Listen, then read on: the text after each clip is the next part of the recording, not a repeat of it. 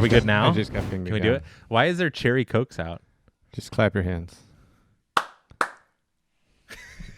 All right, we're live. And we're back. Oh, my God. We're back. It's been a couple days. It's been a week. 2 weeks. Yeah. Yeah. It's been a minute. It's a couple months, I think. Lives have changed dramatically. Careers have almost It's ended. podcast 40 when we probably should be on like 50 Plus. more. Well, oh, my God. We're back. They said it couldn't be done, But it's done. but we're back. Yeah, we're back. Oh, my God. I need to turn this on mute. I got a new phone, and it's wild. Yeah? Like a new phone. Like normally I get like weird old phones that are still new because they're just cheaper and I buy them outright. Yeah. And then this time I was like, I'm just gonna splurge a little. Like What'd you get? I got a Galaxy S21 Plus. Ooh. Yeah, it's fancy. It's not the Ultra, so I'm sorry, Will. I know he's on top of that ish. The thing still Yeah. doesn't get good reception in Dexter, Michigan, so it doesn't matter. I haven't done this in so long. We haven't done this in so long. Good luck. Cheers to you, buddy. I'm gonna die. Glad to have you back. Same.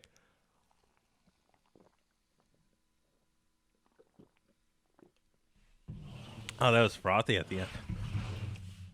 Then what? We chase Yeah. it? Okay. Cheers. Oh, cheers. I don't drink pop. You have the advantage on this one. Okay. Wait, are we chugging it? Mhm. Oh, God.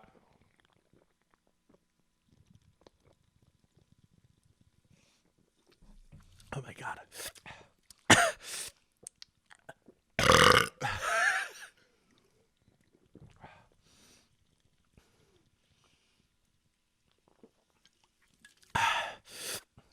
Oh, my God. I don't drink as much pop as I used to, but I've never seen you drink pop. Never. Never. I don't do it. Yeah. I think, When's the last time you drank pop? I don't know. Other than That's than Sprite. Yeah. That's like my go-to is Sprite. Yeah. And that's Sprite for, like, is the only pop. Like I'll drink energy drinks, yeah. Bang and stuff like that. But as far as Holy. like cola or something, yeah, forget it. Yeah. It's disgusting. Yeah. So why did we do it? Just cuz? What secret thing did we drink just now? I had recently come into a small stockpile of pop. Oh, and now we're just killing it because we're not wasteful? No, I'm going to give it Okay. to somebody that drinks pop. Oh. But I figured it'd be a funny addition to her since it's been so long. Yeah. And I didn't Then we want- just slam some pop too. And I didn't want to have like a heart attack from doing like 3 scoops or something to like commemorate oh what's my going God. on. What's that? So Bang makes a pre-workout? Is that what we just had? You just got banged. Nice. I see what we did there. Master Blaster. Bang. Is that That's what it is. That's amazing? Yeah. They come I up got with it. the best and the worst. It was 75% off for my birthday, which was May.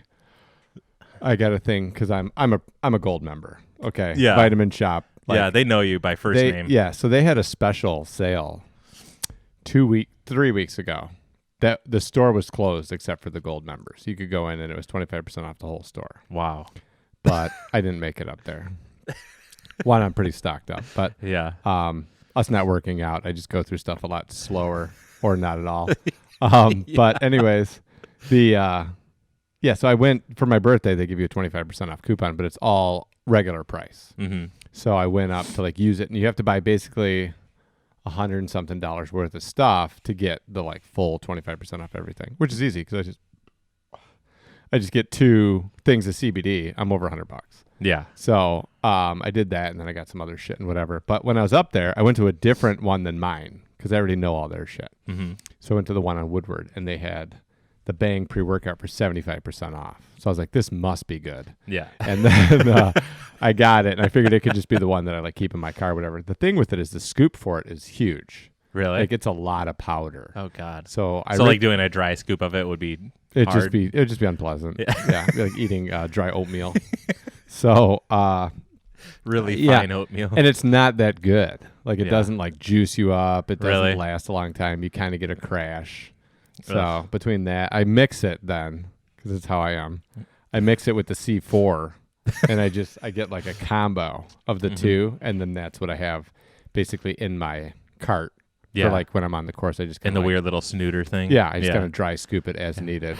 I did that at Wheezy's Memorial, and then the guys on my card were like, "What the fuck are you doing?" And I was like, "Pre-workout, you want some, bro?" They're like, "Oh, I thought you were doing coke." I was like, "If I had this much coke, because it's like a big thing." I was like, "If I had this much coke, dude, I wouldn't be here, like alive." But whatever. Let me just put mine on silent as well. But anyway, so we're back. We're here. We're back. We're together. It's crazy. Like I was telling you earlier, you're the third person I've seen since I've been back from Worlds. Yeah. There's been a lot of craziness.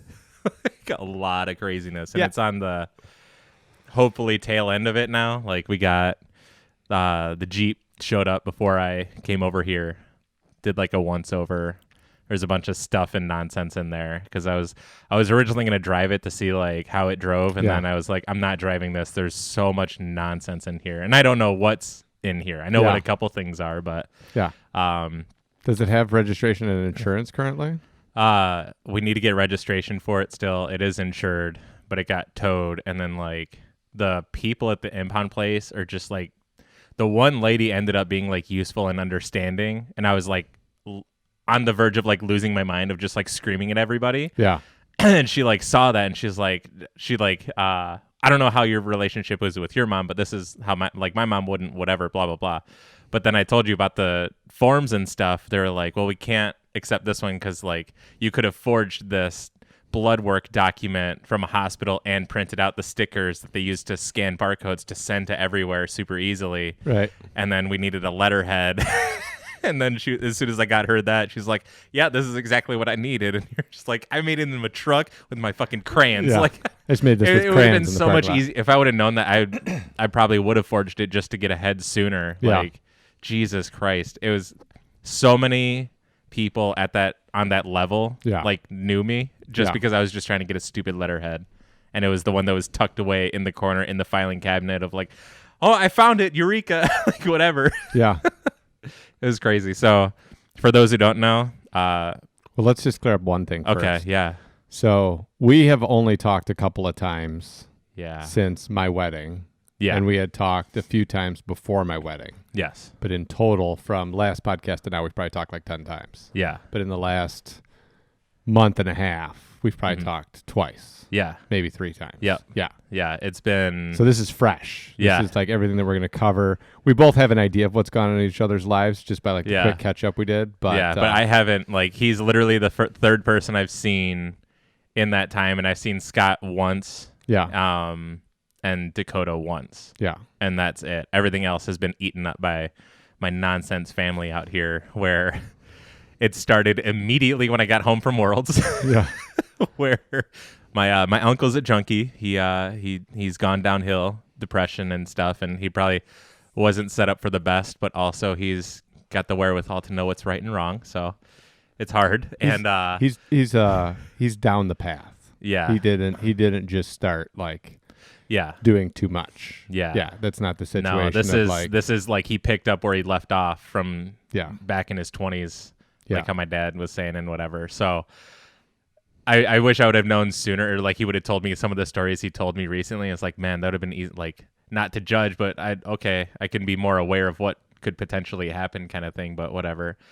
But anyways, so I get home from Worlds and my uncle is there. He was doing well and I was trying to help him out, and then he before you went to Worlds. Before I went to Worlds. Because we did leagues at Agawam. Yep. And you had just kind of gotten into it with him because you had been helping him out. That was where it fell apart. Right. That's where I was done. Right. And you had been helping him.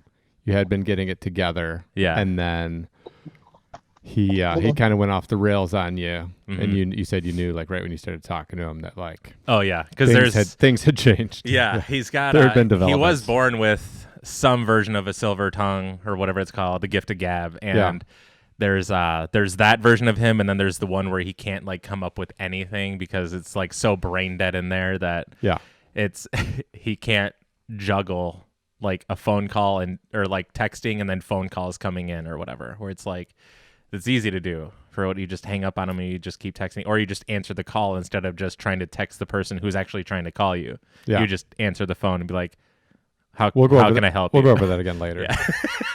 We might have to use the dry erase board. So yeah, I get back. Like he messed up then. I it was very done with the helping of him there because he's obviously wanted to just take that money and just run. Yeah. And did that a couple times, and then my mom got back in because she's like, "Oh, it's my brother, and I love him," which I get to some extent. I get home from Worlds, he's been there. I knew that he was there because Amanda and I talk, and she's there too. And she's like, "Your uncle's been here for a couple days." I'm like, "Okay, sweet." So by the time I get back, he's been there for probably 4 or 5 days, and I'm like, "This is kind of what's going on here." Yeah. And so I get home at 4 a.m. on Tuesday. From Worlds. From Worlds. I Right. drove straight through with my sister, all 18 and a half hours or whatever it was. Your sister went with you to Worlds? No, she, when I left Worlds, I went to Colorado. I forgot. I went to Colorado to meet my buddy Jake, who I haven't seen in 10 years, who's the one who got me into disc golf, which is crazy. Yeah. And it was super cool. He's had a couple cheeseburgers since then. But he was super cool. It was like we never, like, there was no gap there. Like, we just picked up, and it was, like, sweet. He is awkward, though, because I went in for, like, a hug, and he got, like, weird about it. And I'm like, okay, whatever. Like, that's kind of normal, though. He's got, like, a weird awkwardness to him. Yeah. Then my sister was out there for her friend's birthday. Yes. And we met up and then drove home because her friend's boyfriend is obnoxious. And she was like, I wanted to leave sooner because he's way too much. He's like the guy who's like, we're going to drink till we throw up every time. It's like, Rob is saying there's no video on Discord. there is no video on Discord because I need to record it with OBS, and it's been such a long time since we podcasted. I forget specifically how I had things set up where I could record video and have video sent to Discord. So you guys are getting audio through Discord, and then I'm recording the audio and video in OBS that you cannot see. Perfect. I'm sorry. Works. As long as you know what's going on, I'm good. I'm good. So when it's uploaded, there will be video and audio if you want to go back and listen Yes, again. and next time we will have everything working again. Yeah. And I don't think it'll be such a long time. It'll probably be like a week from now or something. And you also don't understand like how much we forgot how to do this. Yeah. Like I remember how to put up folding tables, but other than that, I was like, "Holy fuck!" Yeah. Wait, there's blueprints to the disc golf Yeah, stuff. I forgot. There's a Whatever. whiteboard. Yeah, I put a bin together since we've been together last. Yeah. But anyways, so boyfriend. Yeah, crazy. Yeah. So my sister, I talked her into like wanting to go, and she wanted to go. I was like, sweet, because then I know I can do a huge chunk of it, and then she can just finish it off or whatever. I ended up doing 16 hours straight, and then she did like the last 2.5. Yeah. Got home at 4 a.m, said hi to Amanda, everything, passed out. Didn't take anything out of the Jeep. My mom and uncle were up, said hi, and I was like, ugh, whatever. And then I just like left and passed out till like early in the afternoon, woke up to like the Jeep's gone. I'm like, shit, like all my disc golf stuff's in there, blah, blah, blah. And my tent. Yeah. Your tent wasn't in there. It was safe in the basement in the corner. Thank God. Yeah, seriously. It was close, though. It was close. He almost pawned it off for a dime something or whatever. I don't know how you call it. As long as it went to something good. Yeah. Pre-workout, whatever he's into. Yeah. So he left with the Jeep, I found out, and I was like, shit, like all my stuff's in there. I really hope he comes back. Luckily, he came back like within the next couple hours or something. Yeah. Like he actually went to go do errands. He came back with like stuff and whatever. Did it. Yeah, and actually did it. And then my mom, being the enabler that she is, she's an addict and likes taking pain meds and stuff too. Yes. And the doctors are aware of how much she likes doing that. So they're like, we're going to do half and half instead of the full thing at once or whatever. I talked to you about this. Yeah. And she was in such bad shape that she was like, just go get us heroin? Yeah, go get us some pain meds. Yeah. And then he never came back. So, but I must reiterate how thankful I am for Amanda for like she took the initiative of like as soon as he came back or whatever happened, I forget. It's been so chaotic, like I don't remember exactly everything. But like the Jeep was back, Amanda was like on it to like just start taking everything out because she was like, I had a bad feeling and I wanted to be on top of it. Yeah. And thank God, because I thought for sure I had brought in like my camera bag and everything. All my stuff was in there. Like all my like electronics, like clothes and stuff, whatever. Like there wasn't that much in there. Right. All my bins, like whatever. But it would be nice to like not have stolen. And then so my laptop, my 2 cameras, all my lenses, my wallet. What else was in there? There was something else too. I can't remember. And I was just like, thank God, because that was the day that he disappeared. Yeah. This is the day that she took everything out. And like, had that happened, like I would have been hunting my uncle even more, like furiously. Vigorously, Yeah, for sure. I could just see him standing somewhere and be like, "Hey, check you see this? check out my laptop. Do you see this disc? It says Ken Climo on it. You know who that is? You know how much this disc is worth? I could see it Ken too. Climo disc. Yeah, it's Yeah. he's like the guy from Stoney showing off his Valkyrie or Yeah, whatever. that's what I'm saying. Yeah, It's Ken Climo disc is good. Yeah. So I felt really bad because my sister had just taken off time for work because she really needed to like relax and whatever. And I kept calling her because she's the one who lives closest of, hey, do you want to help me with X, Y, and Z? And she's down for it because she wants to help because mom will lose her mind and whatever. And it'll just be bad for everybody. So we suffer through all this nonsense. And we tracked down my uncle. My sister was smart enough at one point to set up like a Google like find this contact or whatever, and it was linked to the phone. So my uncle stole the Jeep, my mom's bank card, and Right. because transportation, money, communication. Right. So important things in life. All the things you need out there. Yeah. So in the wild. Yeah. So there was a long battle of like, are you going to return the Jeep or not? Like, what's going on? He's like, yeah, I'll figure it out. There's a lot of figuring it out. And then like, me and my sister Haley, like, we're trying to track the phone, and we went to like a really bad area. It was really bad, like not good. Like every house was like you could like touch it and it would poof probably. Yeah. And the phone was on there, and we ended up talking to him at some point. And so he was with the phone at that house. The Jeep wasn't there because we had the thought of like, hopefully the Jeep is just there. I have the keys and there's gas in it because I'll just hop in and just take it. Right. Whatever. Like my mom never canceled her bank card, so that's kind of on her. Yeah. And then the phone is just some shitty phone that for sure is going to get destroyed. Turned out it did get destroyed. Like someone had to have just like tried folding it in half at some point and just completely obliterated it. But it didn't go as easy as that. Yeah. The thing with phones is they break and do weird stuff when you fall on them. Mm-hmm. And I'm thinking in that situation, there's probably a lot of falling. Yeah. Yeah. Like people that are a little bit down the road with things fall a lot. Yeah. There's a lot of falling. Gravity is not your friend No. when you are using a lot of substances. No. So I would think the phone was probably just like broke a fall. Yeah. Yeah. Was the victim Oh, of yeah, something. gravity. But I could see it too because there have been instances where they just try to break the phone or just because one's mad at the other. Like when Khan was in the picture, he would just take his phone and just snap it because he was mad at my uncle or some stupid shit. So anyways, we do all this tracking, whatever, and the phone was on and moving fast. My sister was over at the condo, and we watched it like it was jumping, like updating really far. So for sure they were in a car. The phone was on, sweet. And then it ended up at a BP and was sitting there for like 10, 15 minutes, and it just wasn't moving. And my sister's like, I'm going to go. That's kind of on my way home, and it's like on a main road, so it's not sketchy. And she can just be like, I can see if it's there or not.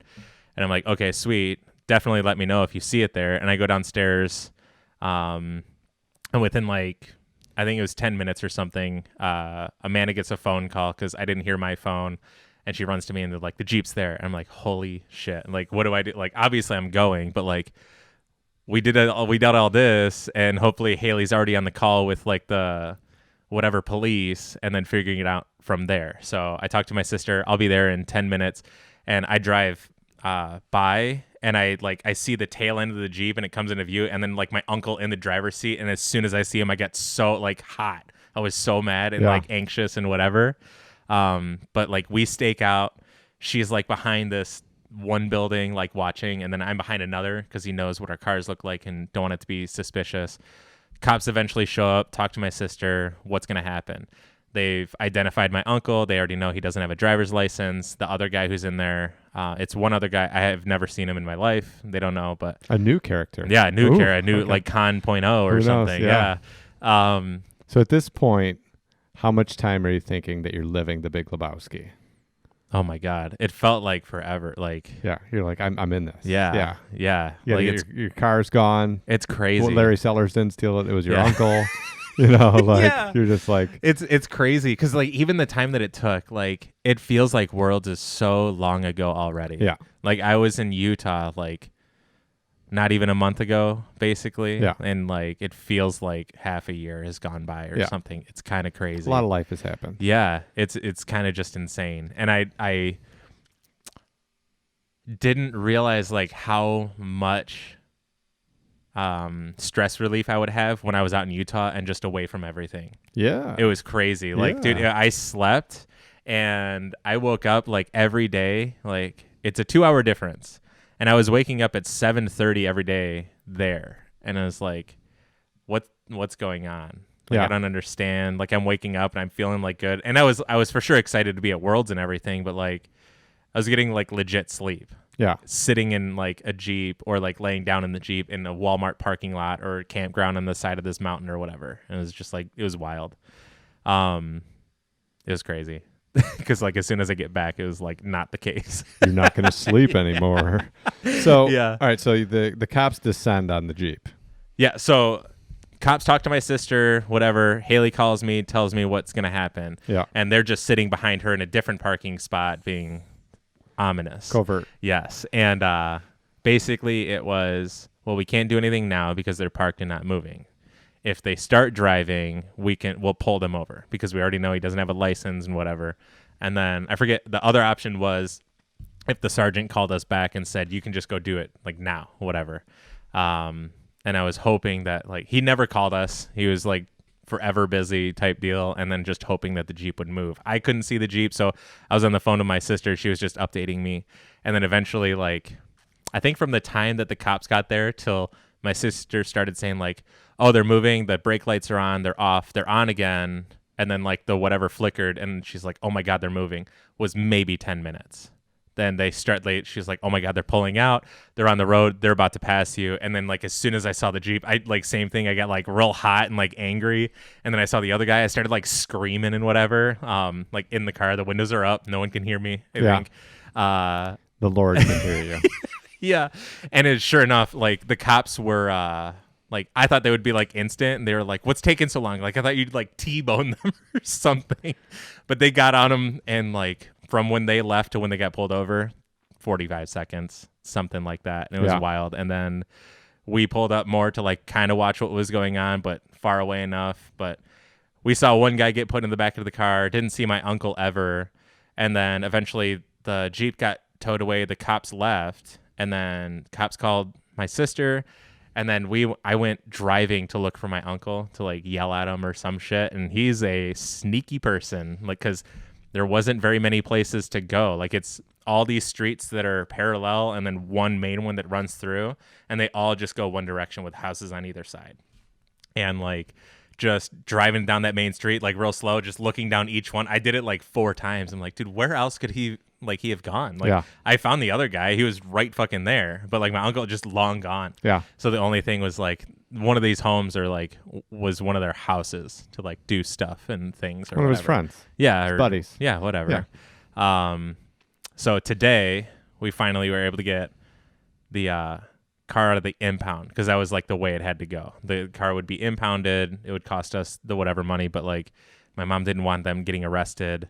And then that same day or the day after, I went to go take my mom there, and then I had to take her to the hospital, and because she was her arms and hands went numb, she couldn't really move them. And then she was in the hospital for 4 days, 5 days, 6 days, maybe. It was a long time. Some day, not just like that day. Right. It was like ER to in and out. Yeah, there was lots. She consumed a lot of potassium. Yeah. I think 4 bags a day for 4 days, I think, or 3 bags a day for 4 days is what she had. She was like crazy low. I talked to you about it, and I'm like, oh, this all makes sense and whatever. Yeah. Me and my sister were still trying to get it out, eating into her off time from work, which I felt bad about. And then the last time her and I went to the impound was, we have all the information, we think. And then she's like, no, you're missing this. And I'm like, all right, registration, we'll just go get that, whatever, because we have the VIN number. We go to the little kiosk at Kroger, go in there, no insurance or whatever. I'm like, sweet, so we can't do it. And I'm just like, I looked to my sister, I said, I give up, I'm taking you home. And I took her home, and that was that. Yeah. And I like talked to my mom and like, here's what's going on. And you're not getting it until you're just out, and then you can figure out where the title and whatever is. And then we got it towed today, and it's been crazy. It's back. It's back. Yeah. but it's just been crazy. It's been so crazy. And what was it, yesterday? Day before yesterday, I got a new phone plan for all three of us because I knew that was like something too that was gonna like make mom happy and not be very like it was going to be cost effective, like even more so than I thought. I was like, I'll get her a new phone. I'll probably be out like $200 or something, but like new phone, and that'll be like case and whatever. And she doesn't get like something super fucking fancy because F that. I'm not doing all that. Right. But something's better than nothing. And I got a deal on a phone case, glass protector, and insurance and everything. And I was out the door for $68. I'm like, fucking A. And that brought her so much joy of just like her energy around the house is so much better and not like vampiric and constrictive or whatever. I'm like, just thank God. Now, like the next thing is like getting out of it. Cause like we've been looking at moving, and I know we've talked to you for like a period of time just to see what's out there. Yeah. There is another thing I want to talk to you outside of all this. Okay. That might be an option, but it's just been crazy. And like all I wanted to do, I blew up at Amanda one day because I was like freaking out because it's like, I just want to see some friends and talk to them about like cool stuff that happened versus like the crazy shit. So like, this is all like, it's out there and like, it's just kind of off my chest type thing. Yeah. And it's just crazy. Yeah. Like it's an episode of fucking Cops. Yeah. It's insane. It's the Big Lebowski. It's in the end, you go through this giant, crazy, ridiculously stress-filled, high drama, high trauma event, and in the end, all you did is arrive back where you started. Yeah. Except the Jeep's dirty now.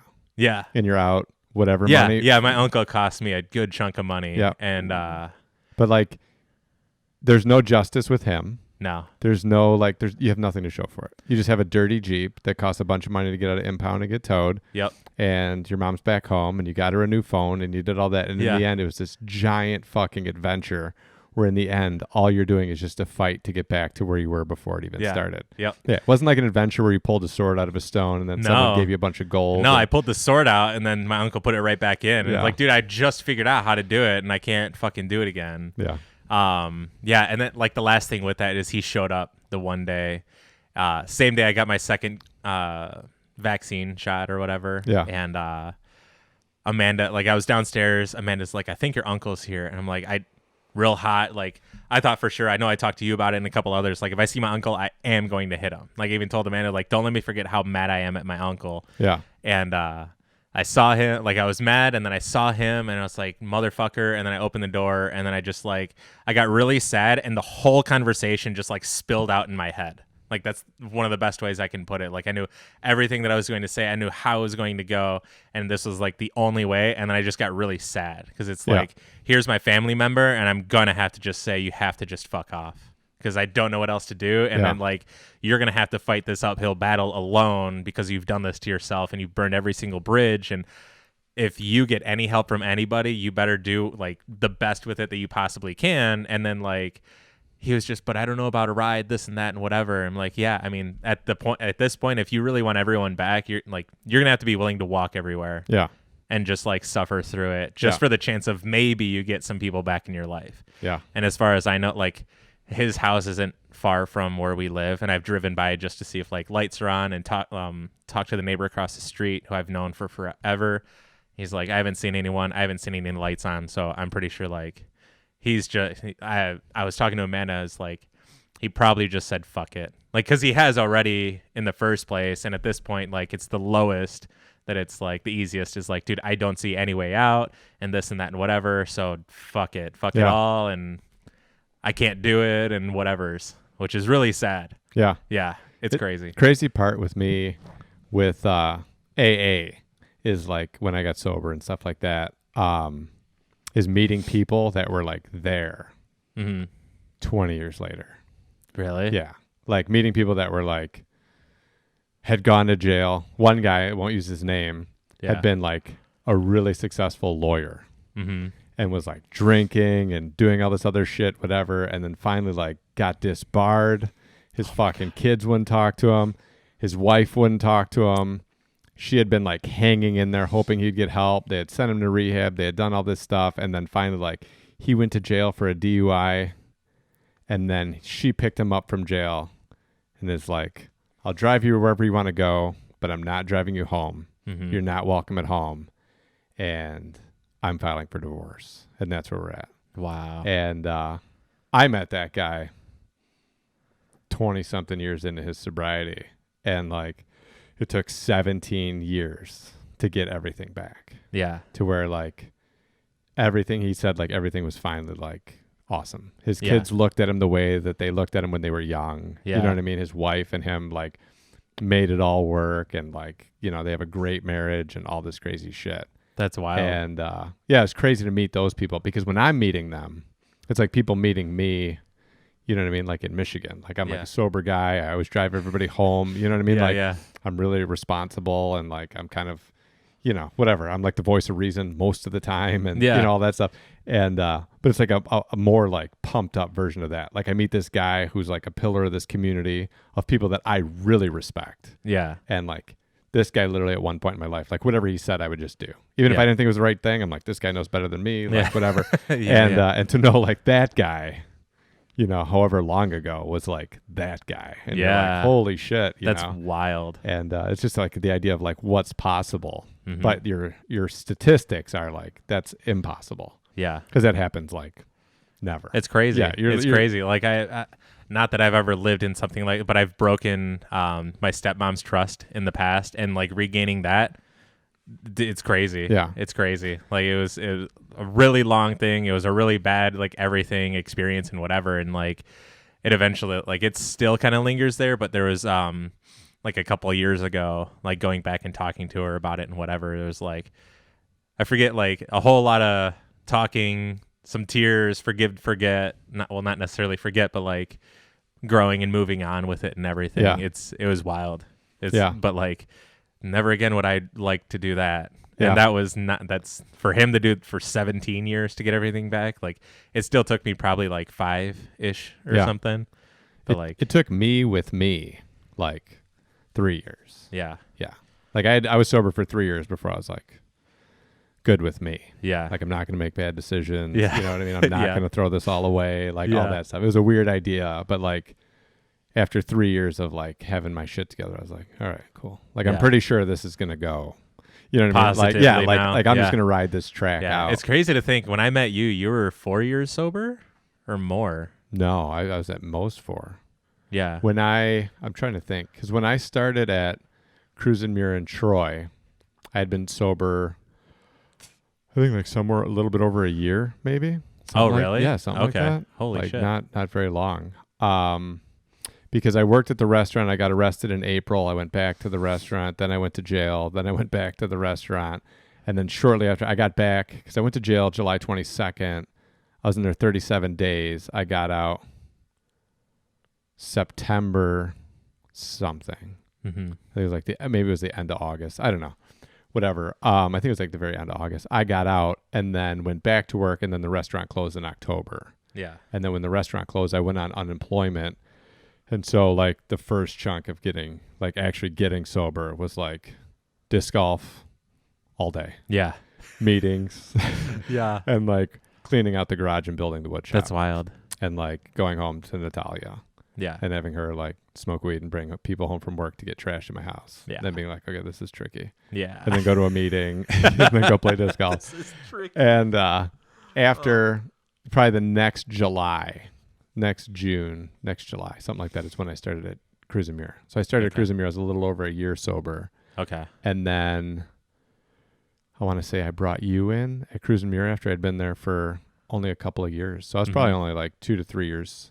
Okay. Probably 2 and some change when I met you. Yeah. Sober. We've known each other like almost 9 years. Yeah. Yeah. That's wild. Yeah. So I wasn't that far down the road at that point. Yeah. I was still doing like 3 or 4 meetings a week. Gotcha. Doing all that stuff. Like that's wild. Do you still go every now and then or no? No, I actually had someone reach out to me, which was great last week. One of the ladies I really like from AA, she reached out to me, and I used to do the morning meeting at St. Denis, which St. Denis is now Kroger at 12th and Stevenson, but there used to be a church there, and they used to have a 7 a.m. meeting. Mm-hmm. I'd go to that. We had a couple celebs sneak through there. Really? Yeah, I'm not going to say their name because it's AA, but yeah.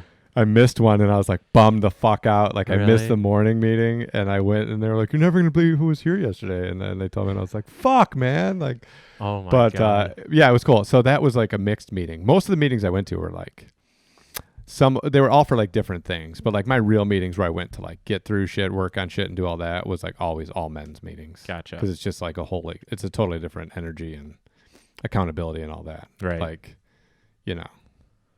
So whatever, but yeah, when I met you, I was like a couple years sober, but it took me like 3 years of being sober before I like kind of had the legs under me of like, okay, cool, I'm probably not gonna fuck this up. Yeah. I'm probably not just gonna like, you know, whatever it was, Just send it away. just send it, just fucking send it. And then after 5 years, I felt like real good. That's when I bought the Red Wing bag because I was like, cool, this is sweet. Like Yeah. then I was like, all right, cool. Like I feel like I had done something. Before that, it was like I just hadn't fucked up. I guess like once I got to 5 years, I was thinking like I did something. Yeah. And then I was like pumped. Like when I get to 10 years, I took out the whole group. It's gonna be like the I haven't thrown up in Yeah. however many years. Yeah. I almost threw up, but I didn't. But I took my whole original meeting to the Chop House. I treated them all to like whatever the fuck they wanted. It was like a $700 dinner or something. Yeah. I just took them all out for my 5 year. I invited them all to Chop House. That's awesome. Fed them all, everything. Yeah. Yeah. It was great. That's sweet. And that was cool. And then I bought myself the Red Wing bag. Nice. Yeah. Deserved. Yeah, it was deserved. Yeah, for sure. And then I was pumped to do 10 years, and then 10 years happened during COVID, and literally just went by. Nothing. It was like Yeah. the most uneventful. What, dude? You made it 10 years, dude. You had to have done something awesome. Like, COVID. I don't even remember. I literally, like, nothing happened. Oh my god! Imagine that the time where we were both sick, most likely with COVID or something. Yeah. Like Not because we tested negative. Yeah, I know, tested but negative twice. Well, yeah, but you also were saying because it wasn't an antibody test, and we got tested when we were already better, basically. I got tested when I was Really? sick. Did you? I went twice when I was like okay, sick, okay. and it was a negative. Wow. And then I went when Gabby had it, and it was a negative. Yeah. So on the books, I've been negative the whole time. Yeah. So how that Same, works, I don't but know. But whatever. Yeah. Oh, sorry. That's Sorry, okay. Redmond. He was asking why there's no video. I was going to answer him, but yeah, he he's went out. away. That's okay. So all right, so that's the craziness. Yeah, those I've had a couple of those like really good, where it's like fucking explosions and bombs, and you're going through this whole crazy thing, and then in the end you're like, there's nothing to show for it. Yeah. There's nothing like at all. It's just like the not that this, because there's other people that for sure have it worse. There's other shit that like that's going on, and not that this is like the worst. Not that it makes it good or whatever, but it reminds me of like Alex Honnold when he free solos the wall, and then he gets up there and people are like, holy shit, you're hiking barefoot, dude. You're fucking badass. Yeah. And there's like no idea what he actually just did. Like he's the only person to have done it, but it's like, dang, dude, you should have seen this dude climbed this whole mountain. Like he was on his way down and just barefoot and whatever. I'm like, so that's my feeling on my life. Literally. Like when I meet people and they're like, yeah, but especially when people like comment on my age or something. They're like, oh, you're this old. And I'm like, yeah. And they're like, blah, blah. And I like talk to them about it. yeah. And they're like, wow, you've had this crazy life, because I have crazy stories. Yeah. You know what I mean? And they're funny and they're fun, but like the actual like crazy journey and like how difficult and like how much it's only crazy and enjoyable now because you're on this like side of it, or no, because it was all like intentional. Yeah. Like there's some side effects and things on it that weren't, but like the way that I chose to live my life and my approach to life was very much deliberate. Yeah. And it was hard to even communicate to people along the way while I was doing it. But I definitely had in my mind, it came full circle with my wedding. Yeah. But I had in mind this like very specific journey that I was on, all self-imposed. And it was like a really rigorous thing. It took me a long time to do, but it was what I wanted to do, because like it was the only way I could see getting to where I wanted to be as a person. And it was the most important thing to me. So like this journey I went on and all this shit that like I went through to do it and everything else is like fucking nuts. And then like to get on the other side of it and I like land back in Michigan. And then I had this like I landed in Michigan at the end of that journey broken, like 100% fucking broken. And it had been like the most ridiculous journey, but I got here broken and then got the DUI and then got sober. And then it was like 3 years solid of like just trying to get sober. Like I worked at the restaurant because it's easy money, it's low stress, schedule's flexible. I can hit all my meetings. I can disc golf. I can do all this stuff. And then I fell in love with doing that. But, and there's just the journey of like building this life. Yeah. You know what I mean? Like, all right, so like it took me 3 years basically to digest the last however long and this crazy journey I was on. And they'd be like, okay, I'm here. Like I made it. I'm safe. I don't have any like long-term issues other than whatever it is I'm working on. And yeah, it was just like, okay, now I need to like build this life and what it is. And then it's just working on doing that. But in the end, like talking to people, and I talked to Gabby about this after we got married, but I was just like, yeah, there's like no way to explain it to anybody. I have a couple people, my buddy Dan, who then I'm not friends with anymore because the shit that happened at the end of New York. But like, I have a couple people. Jeremy has a pretty decent idea. But I have a couple in my life that were like witnesses to the whole thing. Who can really say, at least to some degree, like, I get it or whatever. Because like, it's, I had a talk with Amanda one time where it's like the, I can only imagine phrase or whatever. And it's literally just that. And it's so hard to like, at least for me, like, I can only imagine, and it's like, man, I really wish I could like sympathize or empathize or whatever with it, because like it sucks like trying to be the guy of like, I get it and like how to help, or like even just like hear it and then like what's the whole story, like you just like going through it, just that's the only way. Someone posted like they found like one of the inspirational quotes, and it was something I hadn't seen before. I forget exactly how it went, but either way that phrase is like really spot on. It was like to understand someone was like you had to drown in the same waters they did or something. Like truly. It was like, yeah, that makes a lot of sense. Like, I don't know. It's crazy. Yeah, mine was a very concerted effort to like rebuild my entire like interaction with the world from scratch. So I had to like take everything out that was there. How you do that. And like my goal for an extended period of time was like to become an outside observer of the culture that I live in. So how do you do that? Right. That's like the thing of like, okay, cool. Like I want to be free from all of the conditioning that I'm born into. I don't want to live out the path that my family has continued for all these generations. There's all these things that I don't want to do. And so I was like, okay, in order to not do that, I want to have a free point of view that's not tainted by that stuff. So how can I go about basically like removing myself from culture, from whatever my surroundings are, from all this stuff, from like ordinary life, to where I could return to it after some period of time as like a foreigner or as like somebody that's not inundated with all that stuff. And then also in doing that, like to become like super self-reliant and be able to deal with like not having anything and not like being familiar with anything and all this stuff. And when I started working with horses, I was like, this is how you do it. This is how you do it. Like in horses, I'm invisible because I'm not super wealthy, right? I can't ride a horse. And when I got there, I was like, sweet, this is cool. So I did that for like a long time and like lived in hotels and traveled and did all this. And just like in the world of horses, like nothing else matters. I'm not watching the news. I'm not keeping up on sporting events. I'm not doing anything. I'm working 16 hours a day, you know, and then when I would take a break from that, I'd just go to Kalamazoo and play disc golf and throw crazy parties, which was awesome. But it wasn't like I wasn't really engaging in anything else that was going on. And then after a certain period of time, I remember I was riding a bus in Kalamazoo, like across town. And I remember like somebody asked me about something and I was like, I don't know. And then they asked me about like some music and I was like, I don't know. And then they asked me like 3 questions. And I remembered like I didn't have any idea what they were talking about. Really? And I remember sitting there like, I did it. Yeah. Like I did it. Like that's how crazy I am. I was like, yeah, I did it. I'm totally like all this shit's totally foreign to me. And like, I'm out of this. Like I'm now returning to this as like if I had gone on some grand adventure, which I had and had like all those adventures, which were something else, like a different challenge. But like I was able to then return to like life of like, cool. Like I've been totally out of this. So now like reacclimating with everything else that I'd figured out and found, like jumping back into life now, let's do this. And then that led to like going to New York. And then in New York, I was like, I'll go to an Ivy League school after not being in school forever. Yeah. And being a C student. Why not? Heck it. Whatever. But yeah, it's a tricky thing being on the backside of that shit and then just being like, there's no one. Like once I got to AA, I had like, because I've tried to explain to people along the way, like what I was doing, why I was doing it and all this other stuff. Because when I walked away from horses, I had one of the best jobs in the country, like hands down. And at least one of the most prestigious jobs.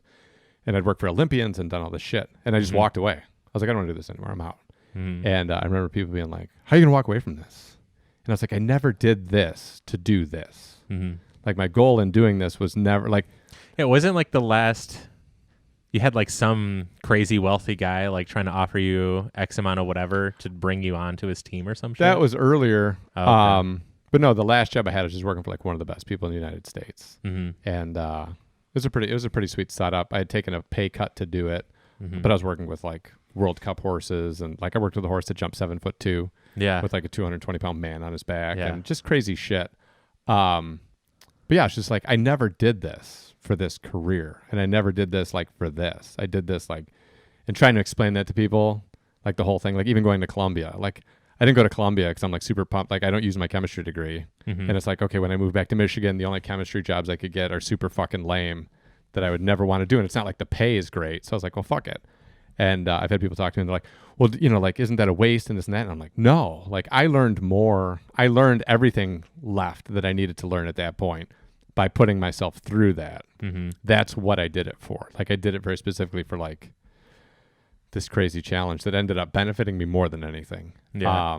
But it didn't have anything to do with like the degree. You know, like it's weird to explain, but like I didn't work in horses to like get a career in horses. I didn't go to Columbia to like get the degree from Columbia. Like I don't know. There's a lot of stuff that like I just had in my head. Like I didn't go to college to like go to college when I was like 19 or 18 or whatever. And I could never really explain it to somebody. And then I remember I got into AA and I was like talking with people, and my buddy Dave, I won't use his last name, but my buddy Dave was like, blah, blah, blah. And I was like, yeah. And then I talked to him about stuff and I was like, yeah, you get it. And he was like, yeah, he's like, I tried to explain it to people. And he goes, you know, I just feel like for a long time, my understanding of life was the only way to learn is to like throw yourself on the ground as hard as humanly possible and then stand up and be like, okay, this is what I learned from that. And then just do it again. And I was like, Yeah. I was like, yeah, like I led a really extreme life of like putting myself in these really, really crazy, challenging parameters, forcing myself to stay there and just like suffer through it to like learn about whatever it is that I saw that would try to help me learn. And I was like, that's what going to Columbia was? Yeah. Yeah. Yeah. I'm a terrible student. Yeah. So I'm going to go get like one of the hardest degrees at one of like the most prestigious universities in the world with no study skills and nowhere to live and no money and nothing. And I'm just going, fuck it, let's do it. Yeah. And yeah, but I remember like talking to him, and it was a problem that I had, and it's a problem I still have. Of like once someone starts quoting me someone else's ideas, I'm just like, yeah, you're useless. Yeah. Because you've lived this whole life and it hasn't been important to you to like figure stuff out for yourself. Instead, you're like throwing Gary Vaynerchuk at me. Yeah. Or some like instead of here's what I did and here's my experience, here's my knowledge, and or like this is how it is. When you talk to somebody, you know what I mean, about like what they've got going on. Even like disc golf. So we're just bringing it to disc golf because it's a podcast. If someone's explaining to you something with form and they get it forward and backwards, you understand mechanics forward and backwards. So when I ask you a question, well, why is this like this? Or what about if this changes? You have the answer to it because you spent all of this time forming this entire conceptual understanding of the mechanics of a throw. Now, when you have someone that watched like 4 videos on YouTube and they're telling you about the mechanics of the throw and what you're doing wrong, and then you ask them a question about it and you realize that they have no honest working or understanding, or you see because they're just going to quote this other thing. Yeah. Or you see them throw and you're like, okay. Yeah. You know what I mean? It becomes very obvious that like, you're just like reiterating what you watched in a video to me about throwing a disc. Yeah. And so like when I run into that it's with hard. life, It's hard with stuff like that because I think you can get people who are, people who don't become professional athletes that like aspire to eventually become instructors or whatever the hell it is. I think you can get someone like that who like they just aren't built for it or like whatever. 100%. But I think there's like I've talked to Fred and Jared like numerous times, and we've all come to the same agreement that we think that basically anybody that can like walk normal whatever that has like arms and legs and a torso can chuck a disc, give it enough time and desire. Like you could get 400 feet like consistently, nothing crazy outrageous, and then going beyond that is going to take more critique, fine tuning, whatever. But getting the guy who can like understand and like sit there, diagnose, see like how you're form is there someone else that's like similar to it, and what are they doing that maybe you can try and whatever, and then basically be your brain for you, and then like work through it that way instead of like, nope, there's just one way to do it. Well, if that's true, then well, Girthy and Simon both throw very far. Eagle too throw very far. All three of them throw pretty differently. Yeah. Like, but you have to have like a really deep functional working understanding of mechanics to be able to have that. You'd had to get like, I don't know how close to Jimi Hendrix involved as he was in his guitar, but like something along those lines, for sure. Yeah, because like I've done that for sure. I've been playing for a couple of years, and I'm still like, how do I get better with it? How can I do like more or whatever? And it's like, I just keep throwing, keep trying to be better, aspire to be better, whatever. Yeah. Yeah. So since we've last been on here, I had a legal procedure where I wed myself to the Gabbers, and I got married. New hardware, software. This is a total shop time of what? 3 minutes? Oh, no, this one was less than that. Well, this one total shop time from when I entered Oakland Mall till I left with it was about 15. Okay. Because it turns out silicone bands aren't real common at stores. Okay. You want to get them online. Gotcha. But I found it. I hunted it down. The other one was the same, but the actual in the shop that I got it at was like 3 minutes. Yeah. Yeah, I saw it, tried it on. I was like, cool, I'll take it. And she was like, what? And Gabby was like, what? I was like, no, this is it. Yeah, that's boom. That's the one. Let's do it. Yeah. But I got married, and it was congratulations. Thank you. It was amazing. And it was really, really amazing to me in terms of like what we were just talking about. And part of the reason why I was talking about it today was like, I had this idea in my head, which I'm crazy. I'll just say it again. But I had this conceptual idea in my head of where I wanted to be standing there, like mentally, emotionally, physically, spiritually, all of that, like where I wanted to be standing there. Yeah. And I was able to do it. It's part of the reason why I didn't get married till now. Is I had a whole idea of like who I wanted to be, how I wanted to be interacting with life, all of these things. Obviously it would have been better if I got married and I had more money because my money is low. But other than my financial situation, like I am who I want to be in life. And I interact with life for the most part. I have ups and downs. I'm not perfect and I have like struggles like everybody else does. But I am who I want to be. And in that moment, like standing there, like there were things I wanted to get done. There were things I wanted to like do. And a lot of that's the reason why I wasn't part of the podcast. And I had to like shut everything down, was like just trying to like race to that as I started like getting closer and closer to the wedding and seeing like my time, Casey's bathroom just continuously being like. Yeah, there was a lot. Like there's a lot going on. There was, I think the biggest reason, like not just that was like the biggest reason why the podcast wasn't happening. Like there was some other stuff that had happened, and then like a whole shit was like, I know Darren's got all whatever, and I don't know how many times I always tell you, like, if you need anything like help wise, like let me know. As long as I can do it, I will. Like helping, even if it's something like I can just pick up, I tend to be a quick learner. Like I'll fucking do it. Yeah. But like eventually I was like, you need to do your shit, like for sure. Like this isn't detrimental, and like all this other stuff is, and I'll see him on the other side. And I've told people like all this is going up to the wedding, and for sure I'll just hit him up after the wedding. Yeah. Like I'll see him at the wedding. We'll talk, whatever. They're going to have their time, and then it's afterwards. Yeah. Like there's a lot going into that. Yeah. I just hit a point where like I was trying to balance it. Like we had the podcast working out 3 or 4 days a week. I had disc golf stuff going on. I had Casey's thing going on. I had real estate stuff that I was trying to like get back off the ground after COVID, all that. And then I got sick. And once I got sick, like I lost, like you were the same thing. I lost like a week in bed. Yeah. And during that week, my anxiety and all this stuff just like ramped up so bad. And then on the backside of that, once I got out of there, I was like super depressed. Like just the week and a half of laying around, when in my head I was looking at like, all right, if I do this, this, and this every day for the next, what was it, 90 days, 100 days, like I'll be good. Yeah. And then I lost 10 days or 7 days or whatever it was to do nothing. And then I was looking at it like, okay, I could still do it as long as like all this stuff takes place or whatever. And then I kept going with what I was doing. And then like Casey's just kept stalling out on me. Like I'm literally just waking up and going over there. Like I'm not doing real estate at all. I'm going over to Casey's to work on it. And then like each step is just like, you've got to be fucking kidding me. So then I was like, dude, I got to shut this down because Like then I'm looking at like money for the wedding. I got deposits that are due. I got all this shit that's due. And I was just like, holy fuck. So then it was like a sprint of just trying to get everything done for the wedding. And it like, dude, it was literally like days at a time. Like I would just get everything done to here to get this money, to hand the money to Gabby, to like do that and then do something else and get this money. And like, I was like one day ahead, like at most, like one day ahead of schedule with everything. Yeah. And then probably 2 weeks before the wedding, I'd gotten Gabby all the money.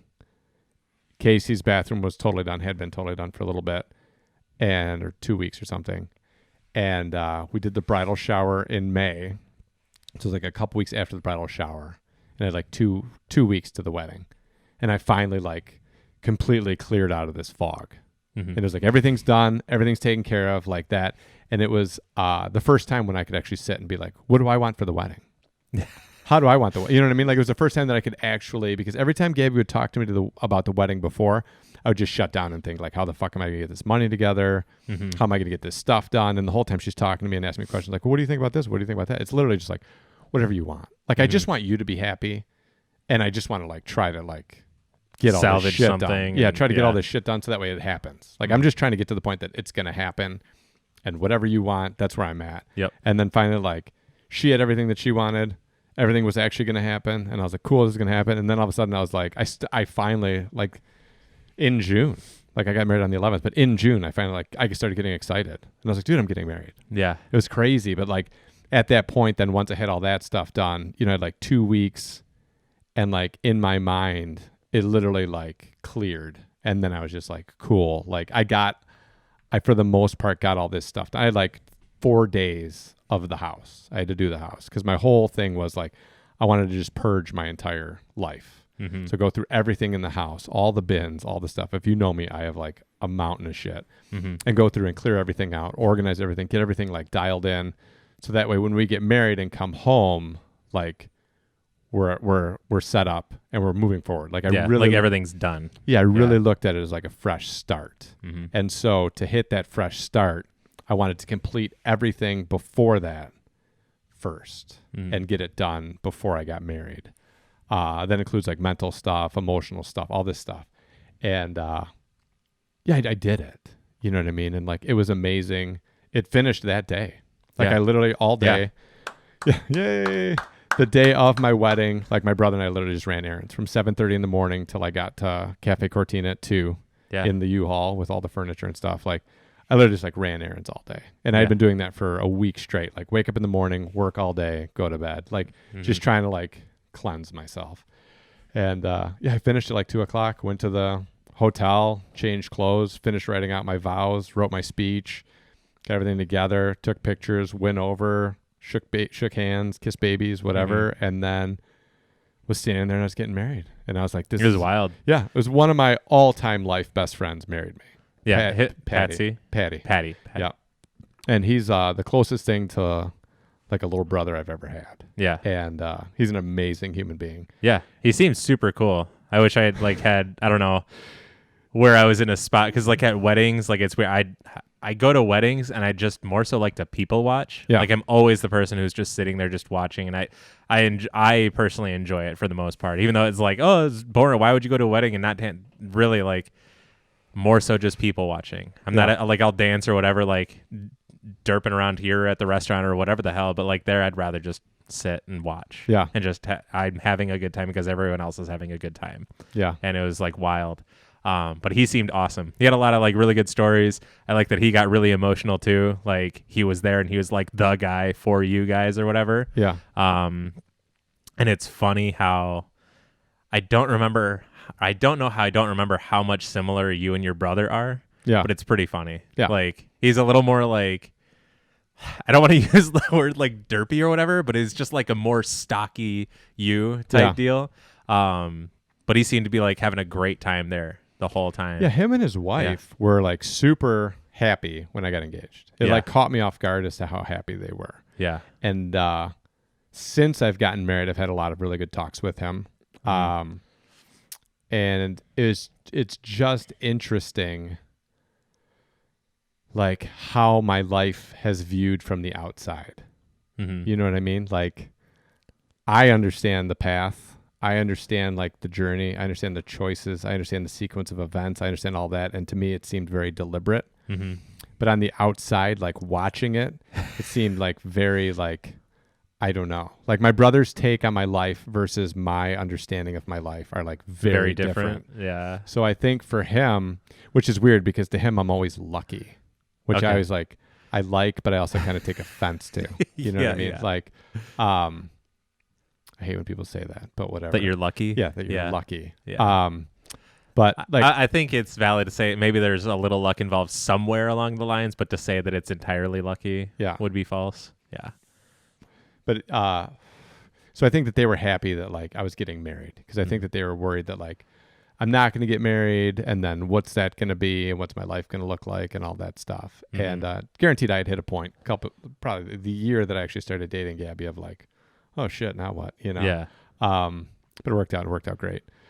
But yeah, I was really impressed with like how happy they were and like how how genuinely like happy they were that we were getting married and all that. And they love Gabby. Everybody loves Gabby. Yeah. But yeah, it was cool. I spent the day with him, and then when I was standing there getting married, and Patty's marrying me, and like, you know, like everybody's there. Yeah. Because we had COVID, so we had to cut 120 people out. Yep. And everybody that was there, I really wanted there. Mm-hmm. It wasn't like a gray at all. Like everybody there, I really wanted. There were like a handful of people that I wanted there that weren't able to make it. Yeah. Either because we couldn't have those people or people that were invited like couldn't do it.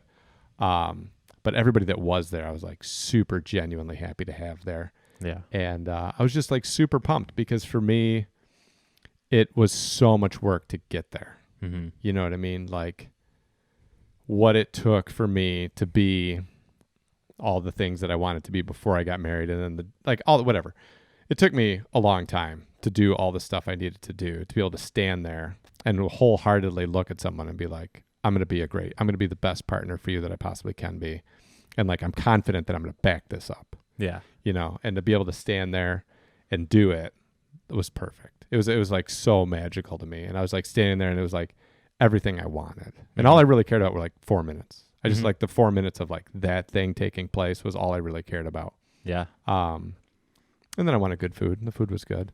But yeah, it was an amazing thing. And then we got married and it was fun and all of that. And then after getting married, it's been interesting because also with like everything ramping up to the wedding, I could sign up for no tournaments. I could do nothing because like starting a couple months back, like it just was really tricky in terms of like emotionally getting in a space of like, I'm going to put money out for tournaments and whatever. I might get waitlisted just by how crazy it was signing up for tournaments. If I get waitlisted and that money's just being held, that's like not like good. if we end up at the end and like I need $1,000 for some bill that Gabby created, and she's like, "Hey, I need $1,000," and I don't have it. I'm like, "Sorry, I don't have it," but I'm signed up for these sweet tournaments later. Like I would just feel like shit. Yeah. So after we got married, it was cool because it was like, okay, I can do some tournaments now, and like, but as everybody knows that's interested in doing it, like trying to find tournaments. Dude, it's kind of insane, and I'm going to be able to start looking at tournaments in California, which is going to be sweet because my dad has been super excited about this because my dad's long-term goal is having like all his kids at least like not within arm's reach, but basically that idea of like, take a break for a okay, second. pee break. It's been so long since we've had a pee break. I made it so long. Oh my gosh. First pee break. First pee break in the months. books. In the books. How was it? It was okay at best. Nice. Yeah. It wasn't anything amazing. So your dad's been working too. My dad ideally wants all his kids within like arm's reach. Yeah. At least at like some point in life because he's got 5 kids.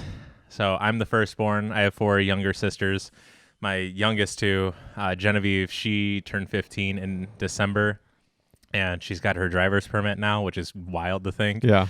And then next year, my youngest sister, if she struggled to get her driver's permit because she's going to be a jackass like me or something, I wouldn't be that surprised because her and I are very similar, according to my stepmom. Yeah. And I had, I think, 6 permits by the time I finally got my license because like I would do something and then it's like, all right, license time. And then like, yeah, you done something that we're not going to let you get your license, so you're stuck with a permit type deal. And that happened a couple times, and like moving and stuff, whatever. So hopefully that's not the case for her. But hopefully she's less of a jackass than me. But my dad bought a house out there last year. They actually have a little bit of land. They got some sweet trees in the back, like what is it? They have a lemon tree, an orange tree, and some like weird pink lemon tree. I forget, like a blood lemon or whatever it's called. Little yard for their little dog Tot, who is like old and just like at least she's got a lawn to poop in and like roam around and then go back inside and sleep. Tot. Yeah, Tatiana. she's got some inverted genitalia. I don't know, she's an interesting dog. But like rooms, like spare rooms to like stay in and whatever. So he's like, dude, if you want to like come for a weekend and just play a tournament, he's like, dude, sweet. I'm like, all right, cool. Like one, he really wants me there, but like my sisters too. And now that there's space, it's so much easier to do. And especially now that California is much more opened up than it has been. And he's like pumped about it. Like he's pestering me about it at this point now. Yeah. So I'm going to start looking at tournaments out there, and hopefully there's some sweet stuff that I can like, maybe I get a couple weekends in there and I go out there for 2 weeks. Would be sweet. Yeah. So we'll see. That'd be cool. Because out here for sure, wait list everything basically. Yeah. Yeah. I signed up. I forget what the date was. Doesn't say. But I signed up for a tournament that was, I think, the week after or 2 weeks after my wedding. Okay. My wedding was on a Friday, so it wasn't 2 days later, which would have been Sunday. It was either the next Sunday or the Sunday after that. Okay. And I was on the couch with Gabby, and DJ Hunt posted on Facebook, 1 spot left for the Land Whale Open. Oh, gosh. And I was like, I do love hunts. Mm-hmm. And I was like, maybe I should do it. So I asked Gabby, I was like, what do you think? Because I hadn't played a tournament. The only thing that's mattered has been Gladiator. It's the only thing that, like, Discon is the only thing I've really been, like, putting an effort towards. Yeah. And I was like, I don't know, I haven't played a tournament, but I love playing hunts. I love playing tournaments at hunts because I think it finishes so well and yeah, whatever. It's so much. I can't wait to go back out there again. Conrad was out there. Was he? Yeah, I think on gosh. Wednesday or something. That's awesome. Yeah, DJ messaged me today, which was funny. Yeah. But yeah, so I was like, fuck it, I'll do it. So I signed up, and then I messaged him, and I was like, no, no spots left anymore. Yeah. And so I was like, okay, cool. But it was gonna rain. So I was like, well, maybe I'll get to use the rain setup. Yeah. Right? Like all the time we've put in Yeah, whatever. yeah. So I was like, fuck it. I've played hunts in the storm before. And I think it was like Tuesday. It was like a Tuesday or something that I signed up for Sunday. And I was like, well, I'll go do that. And then I played leagues on Thursday, wherever the fuck we did that. And then I talked to Redmond. No, I think I signed up on Wednesday. Okay. And because Redmond was like, oh shit. And I was like, dude, we can carpool. Because he was having car problems. And I was like, I'll drive. Whatever. We'll go out there.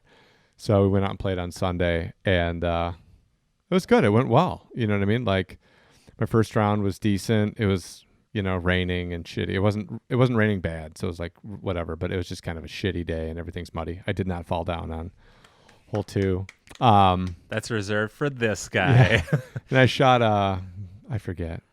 I shot whatever first round. There was only 4 MPO players. Nice. It was me, Redmond. No, there was 5. It was me, Kevin, Redmond, and this other guy who I'd never played with, and then RC. So we played, and I tied with RC. So every time I go out there, I always end up like just battling RC, which is the funniest shit. Because we got done and we played 2 different rounds the way that we had played. He started not so great. I started okay. He started well. I don't remember, but like it was 2 different rounds. I took a 5 on hole 4. Okay. I just played the layup on 3. Yeah. The double island. Yep. Yeah.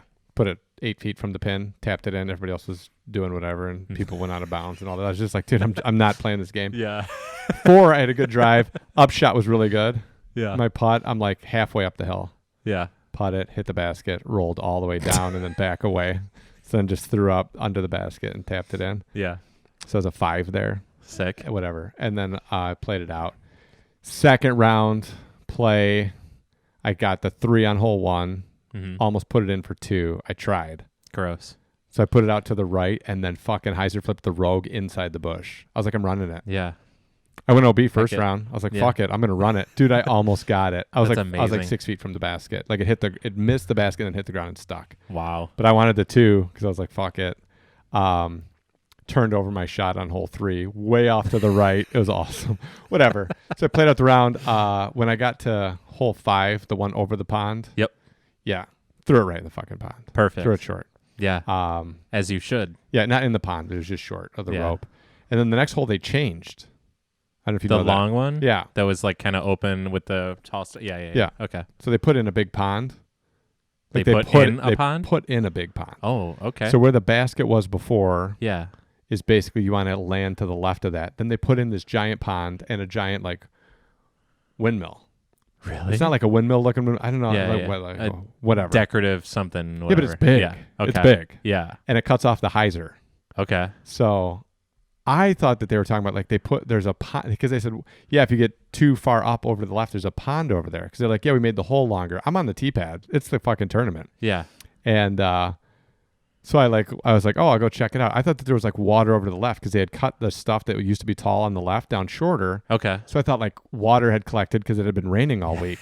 Yeah. So I walked out there and I was like, holy fuck. Like, no, you put in a pond and the hole's like way longer. Yeah. And they're like, yeah, we didn't like it because it just played like a 3. Yeah. Everybody got a 3. Like every once in a while somebody get a 2, every once in a while somebody get a 4, but basically like 3. It was just a hole to get a 3 on. Yeah, just a non-separator. And I was like, well, I kind of liked it because it's like a long hole, but it's a little bit too long. Yeah. So like I don't lose any strokes to like people that can bomb. Yeah. So we went to go play it the next time. I threw a decent drive, and then I had like a pretty long shot to the basket. Not that long. It was like 340, 320. I think it was like 320 to the basket. But the basket is, because it had rained a whole bunch, like 12 feet off the water on the backside. Okay. So I was like, all right, I'll throw the surge. I'm just going to throw like dead straight and flat out to the right, let it fade over, and I'm just going to blow it by the basket, straddle putt it back. So I put it up, dead flat and straight, went out, cut over. And I was like, cool. I thought I was like pretty far past it. Got up there, I was like 15 feet off the back, took the 3. Nice. I don't think anyone else in my card took a 3. I was like, all right, cool. Got it. Like first time I played it, that Nailed worked. it. Second round, that hole, I went to go get a little bit more juice on it, got it up, the wind caught it, went to the right, caught some branches on the right side, and then fell off to the left. So I was like more off to the right, so that weather vane cuts off the hyzer, and I was like 365 out. So I was like, all right, not really. So I threw the Zeus on like a big like flex line to have it like come over by the windmill and then cut back to the left. Did it, got it in the air. I was like, I don't think I got it over. And it came down and like landed on the backside of the water. I was like 11 feet from the basket. I was like, oh, I like this new hole. This is pretty good. I don't know if I was the only one that threed it the second round, but I was like, cool, I got it both rounds. Like This hole's easy, dude. Better than I did on most of these. That's amazing. The only issues I had some issues with putting, but not bad. First tournament I played all year, so I was a little nerved up. Definitely on the first hole, dude. Like I was fine, joking around and everything, and then the minute we go to tee off, dude, my heart was like pounding. Really? I told Redmond, I was like, dude, check this out, and I was like, feel my heart. It's about to explode. Feel my neck. And but whatever, it was fine. All of my straddle putts hit the band. Okay. Like I just hit the band like a ton. Yeah. Dead center band. So it's just like a little high. Like I just had my loft trajectory off. Whatever. I shot fine. I was like, okay, cool. Second round, I just got hot dogs there. They now make hot dogs, so I didn't have to go to Subway / Italian restaurant, whatever. Well, when we went to Meijer and then McDonald's. Yeah, I was telling RC about that with the fluff in the car. The lady's like, what the fuck? But first round we play, or the second round we play, I get the 3 on whatever. I take a 3 on hole 2. I get the 3 on hole 3. I get the 3 on hole 4. Don't make it on hole 5. Take a 4 because I then my upshot I got there and then put it in. Yep. And whatever. I was like, okay, so I'm just playing through the round. It's fine. I'm doing okay. I started the round tied with RC. Then I gave up a stroke on the water hole. Whatever. We kind of went back and forth a couple times because I think like I got the 3 on hole 1. He got the 4. I got the 3. Whatever. However it worked out. We were a little bit back and forth. If you care enough, you can look on UDisc. I don't. But anyways, we get to hole 9 and I'm losing by a stroke. Okay. Or 2. Whatever. And I was still like, cool. Like, whatever. We'll do this. We all throw up the gut. No one gets up there. I think except for Redmond. Hole 9 is the shorty before the long one in the woods? Yeah, it's just like a straight shot. Yeah, like down and up, and it's a little cove you have to hit. Yeah. As long as you hit that with speed, you're like right there. You're there. Good. Yeah, mid-range or you could do it with like a putter. Yeah. Normally I just throw like the hyzer flip with the fairway driver, let hit the ground, and then I'm right there. Yep. I just pulled it a little bit, caught a little bit of branches, and it fell down. First round, I did not take my buzz because I took the rain discs. I ended up not using them because it wasn't raining. Didn't remember how many shots I actually throw the buzz on that course. So second round, I was like, I've got my buzz. Yeah. I turned it over a little bit, so I just pitched up to the basket. I'm 5 feet from the basket. Like, I am closer to the basket than you are right now. Okay. Yeah. Okay. So we're all there. Yeah. We all go to putt in. Right? We had the conversation earlier in the day. What's the shortest putt you ever missed at a tournament? And I had said one time I was talking to Dalton and not paying attention. I'm like, I was on like second to last card or something. Yeah. Anyways, like, I don't even remember what tournament it was. And I just like, as I was talking to him, I went to go putt and just like fucking douched it into the basket and just missed it. Anyways, fast forward to this. In real life, we're there. I'm like in contention for the lead. And I went to go. Oh my God. Bless you. Thank you. I went to go fake like I was going to like jam it in there because Oh, like no. we were all doing like just like a circle tap in. We're all right there. Oh no. So I go to fake like I'm going to like jam it in. Yeah. And as I'm going forward, I'm like, don't fuck around. Like, just put it in. So I'm coming forward, and then my energy is like to stop so I don't. So I just like put it in instead of fucking around with it because I was just going to like pump fake and then toss it in. So instead of doing the pump fake, I was like, I'll just putt it. So I was going fast, so I slowed it down, and then I let it go. And, dude, Did it even make it to the basket? It bounced on the rim. So I was literally like 4 or 5 feet away, and it went and then fell out. And I looked over at the guys, and RC's face was like, and like it was dead silent. And I just started laughing, and I was like, dude, we just talked about this. So whatever, I putted in, and I was literally thinking like, when you fuck up on the course, you don't actually know if that stroke matters or not. Yeah. Your natural tendency is to beat the shit out of yourself. But I find that, especially unless it's a really big tournament, most of the time that stroke's not even going to come into play. Mm-hmm. Like if you tie, okay, that stroke would have been a clean victory, but you could still win in the playoff. Right. If you lose by one stroke, okay, that stroke cost you. Mm-hmm. But in reality, most of the time, it's not. Yeah. Right. I've always found I'd done this with Jared where it's like how many where could you have gained that 2 strokes like super easily or whatever, and there's so many different instances where it's like man this, man that, this, that, whatever. That yeah, I mean I fully agree. Like you can find even if so Paul shoots an 18 down at Toboggan. Well, if you really look at it, he shot 18 down with the eagle and a par. Right. You could have been 19 down, dude. Right. Like, I would just look at like when I fuck up, like instead of like giving myself it's almost like if you get caught, like you did something wrong, but are you going to get caught?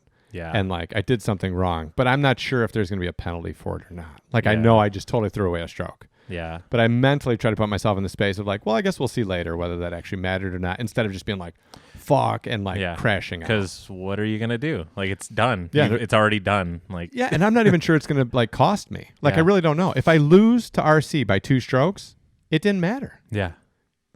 Yeah, it's 2 strokes. That's 1 putt. Right. Yeah. If I tie him, it didn't matter because I still have the ability to win. Like, there's only really one scenario where I lose by 1 stroke. Yeah, that and it's like that, dude. If I would have made it my 5-footer, like then I had one of those at Worlds. Did you? Oh yeah, Worlds. Okay, so Worlds was fucking phenomenal, just in the sense of like I finally went, and it was like something I finally did. Granted, there was a lot of diciness going on out there because of so many posts and live Instagrams from some people and whatever, where it's like, I get it. Like, why would you make certain OB lines and then make new OB lines literally mid-tournament? Right. Seems fucking weird. Right, like, at night. Yeah. Yeah. But just the experience and just like you're playing with literally like the best of the best. Like everyone's there. Like being there for like the shot of like the fucking not century, but of ever, basically. Like it's insane. Yeah. It's totally insane. But anyways, so mulligans, hole 17, both times I park it. But the second time I'm playing, and just like the blackout dumb, like I don't even know why, but like imagine you missed this and then I putt it and I fucking airballed like a 9-footer. Just blatant airball. And I'm just like, what are you doing?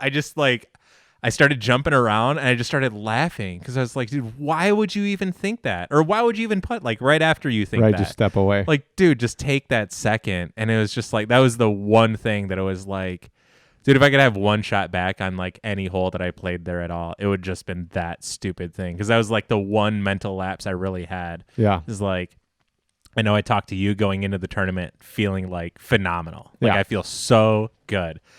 I mean, I definitely got my ass kicked by the course. I don't even know what place I finished. It's not even worth looking up. Like I didn't cash. It was bad.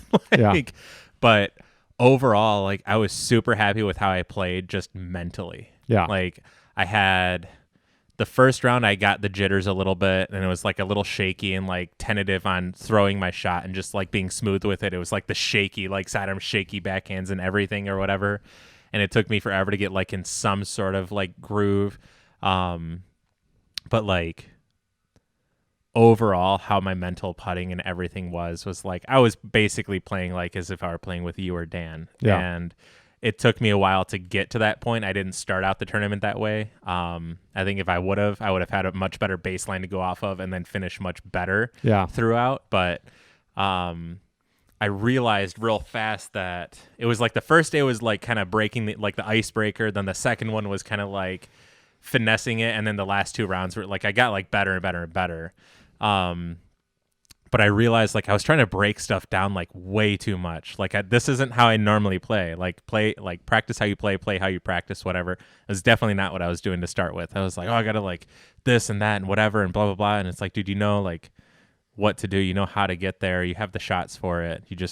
You have to do it. And then like the one main thing was like, well, you can't get stuck on like what disc to throw or how to throw it or whatever. You have 30 seconds. You know what you need to do. You know how to get there. You have to do it regardless. So just do it. And eventually I got to the point of like, I'm just playing like I am with my friends. Like I'm playing just how I would normally play. And if it works out, it works out. If not, then whatever. But I went from throwing like mediocre shots to throwing like really good shots and everything. I had some really good drives out at Mulligan's. I wish it's hard, but there's the one hole that's a par 3. It's like 530 feet or something. I was fucking pin deep on that piece of shit. But I'm always like, man, after I threw it, I was like, man, I wish I would have thrown that at the basket. Because like to get that shot is a right to left wind. And then it's like there's water on the left side. So if the wind takes it at all, like you're OB or whatever. And that was a weird hole that's kind of like the Hunt's Hideaway hole where it's like everyone's just threeing it. Like 1% maybe twos it and maybe 1% fours it. Yeah. But everyone's like threeing it no matter what. Like I'm pinned deep, I three it. There's a dude halfway down the fairway. He parks his second shot. He threes it, whatever. And then there's 16, 15, the one where the tee's over the water. And then it's like a really narrow landing strip to be on. And I ended up throwing from the drop zone the first time because I was OB. And then I launched it and I parked it and it was awesome. I didn't think it was possible. I was like, I'm just going to rip it out there. And if it works, sweet. If not, I'll be the left side and I'll pitch up and take my 5 or whatever it was. And I saved the 4 both rounds by doing that. I was like, dude, this is sweet. And like all these shots just started like flowing. Like, man, I really, really wish I would have like started like this. But either way, I was super happy with how I played. Like coming in like the bottom percentile, I was still super stoked with how I played. And then I was like super excited to like go to Colorado and see my buddy who I haven't seen in forever, play some golf with him. I inspired him to get more discs already. I'm shipping him a bag because he needs a bigger bag now. Yeah. His girlfriend rifles everything. Like she's played maybe 7 days or something in total, and she can hammer a disc. Like she had one where she threw the disc probably like 300 feet because we were like, you have to get over the water, so you're going to have to throw it up here and throw it on this angle and just fucking chonk that thing. And she fucking did. Like, she outdrove the hole by, like, 2 of it or whatever. It was hilarious. But it was a good time. And then it was, like, a crazy thing because then we have Wayne, who suddenly passed throughout that, which, like, in the middle of the tournament was, like, the weirdest thing. Yeah. It was, like, I hate saying that about someone who's like really cool, that it was like weird that they're gone, but that's exactly what it is. And like being all the way out there is like, I don't even know how to feel. Like I'm sad, obviously, but it's one of those like, like, did you check? Like, are you sure? Kind of thing. Like, that's the only way I can put it. And it's obvious. Like, why would anyone like? Why even? I don't know. It's weird thoughts to have. Because it's like it's not real. It's weird. It's like somebody's playing some stupid joke, and if they are, like, fine, whatever. And what's wrong with you? But yeah, I was on the couch with Gabby, and yeah, I saw Scott Kuechly post something about Wheezy passing. He's like, I just played with him. He brought me into the sport. You know, he brought me in and this and that, and then like he's gone and whatever. And I instantly just started messaging and calling people. It was like 11:20 at night. yeah. And I reached out to Elijah. I called him, Mm-hmm. and I was like, dude, you know what's going on? And I called some other people, and then finally I got in touch. And I was like, what the fuck? But I remember I was sitting on the couch with Gabby, and we were joking around. And then I remember I looked at my phone, and I like just sat up. And I was like, no way. Yeah. And she was like, what? And I just started crying. And I was like, I think one of my buddies just like passed away. Yeah. And then like doing the research, whatever, I was like, dude, what the fuck? And then when I found out, I was just like devastated. It was crazy. Yeah. So yeah, it was like I spent some time with Wheezy. I played some rounds with Wheezy, Mm-hmm. and I always said hi to him. I'd always talk to him. Yeah. I wasn't like super close friends with Wheezy, Mm-hmm. but definitely that dude had such a huge impact on me. Like I remember, and like so much of like my life in disc golf. If you watch, like when I was looking at it, I was just like so much of this stuff. Like I wear flat brim hats because of you, Mm-hmm. right? Like you always wear flat brim hats. I always wear Yeah. regular hats, and I was like, the fuck with these flat brim hats? And finally I got one like as a joke because I'm like, look, I'm like you. And then I was like, oh, they actually block the sun a lot better, and like my sunglasses fit under them better and whatever. And then I've worn flat brim hats, and I'm into it. You know what I mean? But like I remember playing the 3-course challenge before I had a PDGA number. It had to be like early when I got back to Michigan. It was one of like the first like competitive things I ever did. Like I did the turkey and chains Mm-hmm. at Sunnybrook with Kevin, like Yeah, before I had a PDGA number. Yeah, And, you know, like there were things that I did. But that was one of the first things I ever did. And I remember Wheezy was there. He was in purple, like head to toe. And That sounds really familiar. and we were starting at, He was probably teammates with McGrath. I don't know. I think it was before McGrath. Really?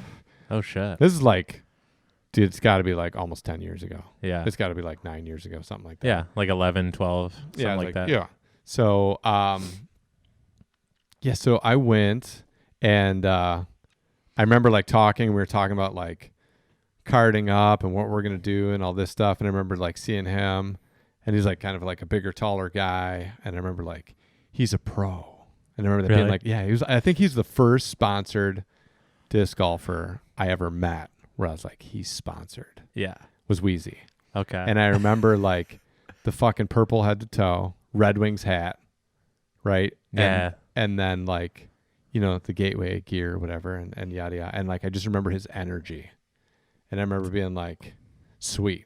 Like Mhm. that's sweet. And I remember like shortly after that, like watching other people, and I was like, I'm gonna bring it, like Mhm. fashion wise, to the course. Yeah. Like that's kind of like, you know what I mean? Like what we're doing, like what this is about, you know what Yeah. I mean? And like, I really liked the interaction that he had of like how upbeat and how like genuinely like jovial he was out there. Mhm. And I remember being like, yeah, that's how I want to be. Mhm. Like I'm a very competitive person. Yeah. But I don't want to be that guy. Like I want to be, you know what I mean? And like I got from him definitely, because every time I'd see him, it's like he's got some Red Wing shit on. He's got this whole outfit put together. He's always in a good mood. You know what I mean? He's always like joking around. Yeah. Everybody loves this guy. And I remember just like incorporating that from early. I was like, I always had something Red Wings. All my Yeah. disc golf hats were always Red Wings. You know what I mean? And like, Yeah. like everything would always have something to do with the Red Wings, and then putting together like outfits and all this stuff. And like, just like, I just really like took a lot from him as an early, like kind of inspiration into like how I play disc golf and like what disc golf is to me and how it goes. Mhm. And I had never had, like, I'm a big, if you come up with something that I don't, I'm a big person to like give you the shout out. You know what I mean? Like anytime someone's right and I'm wrong, like I'll tell you right off the get, like they were right. Yeah. They knew. I They didn't did know. it. Yeah, they did it. Like I had no fucking idea because I'm an idiot. Yeah. And one thing that I'd regretted is I had talked to him not a long time ago, And I never told him, like, dude, I like, because it would be a passing conversation. It wouldn't be weird. You know what I mean? Just be like, dude, I played a tournament with you. You probably don't remember, like, fucking forever ago. And, like, you've really, like, impacted how I interact with disc golf. And the last time I played with him was at Stony, and he played, like, total dog shit. He's having, like, back pains and having issues. And I still remember, like, every rip would go terribly. And his, like, instant, like, self-degrading commentary afterward, and then his laughter was, like, so ridiculously clutch. I could not stop laughing. Yeah. Like, it's just like, well, I don't even know why I think I can play this game anymore. Or like whatever he was saying. And I was just thinking, like, yeah, that's, you know what I mean? Like, I don't know. I was always just really a big fan of his. And he's one of the few people, like, you've had a huge impact on my interaction with disc golf.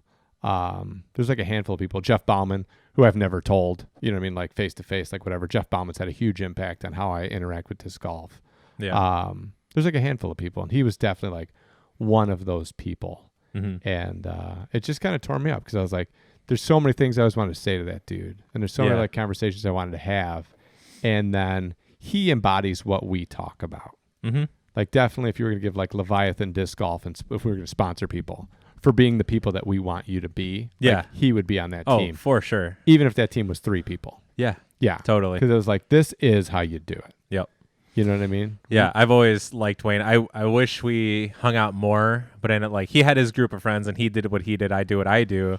But every time I had an interaction with him, every time I saw him, like, if I saw him before he saw me, I always said something, and it was kind of like vice versa. And we'd always have like a weird laugh battle to try to like get the other person, or like say something ridiculous and just like laugh it off. Even if like the just in passing thing, like if we're playing a league or something at Firefighters and we pass each other on, like, they just teed off on hole 1 and we're coming across the bridge or whatever. It was always something weird like that. And even still, I think, like, not that he wasn't like a great person and like the interaction and everything, but like one of the things I'll probably miss most about him is like his Instagram posts. Yeah. There's a bunch of like, I don't know if, are you even on Instagram? I am. I follow you now. Do you? This week. Oh, that's right. Because you got your business proper whatever going on or whatever. I have a social media manager now. Yeah, yeah. And wife. Nice. She's on me. Yeah, she manages me. Yeah. I've posted almost every day. Yeah. On multiple platforms. Nailing it. Yeah. Big facts. Yeah. But like just the stuff he would put on there was just always so entertaining and just fit just his interaction that I had with him. It was kind of the same thing, but like without him knowing it, he was doing the same thing by just me seeing it after him having posting it. And it was just like, it could just be some dumb shit. And it's like, it's real witty or ingenious or whatever. It was just always like, it could be like really outlandish and obviously hilarious or just something like real subtle. I don't know. It was great. He was one of the reasons why I got cats. Really? Yeah. Yeah. Like legitimately. You know what I mean? Like all his Facebook posts and all that. And like Gabby wanted pets. And like I've never been a cat person. I was just like, whatever. And then literally like he had that black cat. Yeah. And like there'd always be videos of him like fucking around with the cat. Or the cat just doing something. Like I remember seeing him on my feed all the time. And then I was like it was literally one of the factors, probably the only outside factor of like, I'm going to get some cats. I'm going to get, And then this seems like it'd be a good time. Yeah. And then when we went, I wanted to get 2 cats because they'll keep each other company, because I really was on board, but I didn't know how on board. And I don't want to torture these animals. So at least they'll have each other if I end up becoming a deadbeat dad at home with these cats. I'm just not that into it. But Gabby wanted 2 other cats, 2 other siblings out of a litter.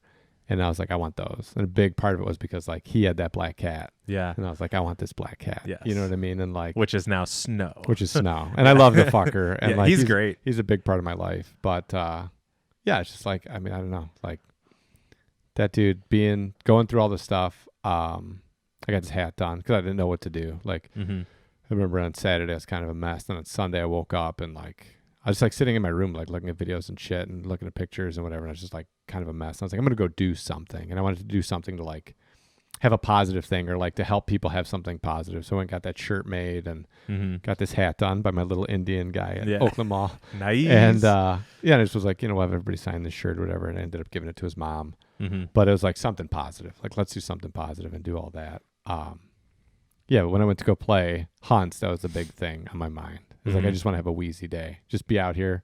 It was really funny. I totally forgot about this till you said that. But like So I was just joking around all day, like I normally do, but like hard. Yeah. Like just like more. Yeah. Like making, You're like if you live jokingly at like 7 out of 10. Yeah. You're a 10 out of 10 on this. Yeah. Or like a 13 out of 10 or something. Yeah. So Kevin, at one point, we were on hole 1, and I was taking my second shot where I was running the basket. Mm-hmm. And as I was running up, like doing my X step, I was like talking shit to him while I was throwing it. And he was like, dude, he goes, I joke around a lot on the disc golf course. He's like, I've never seen anybody like crack jokes in their backswing.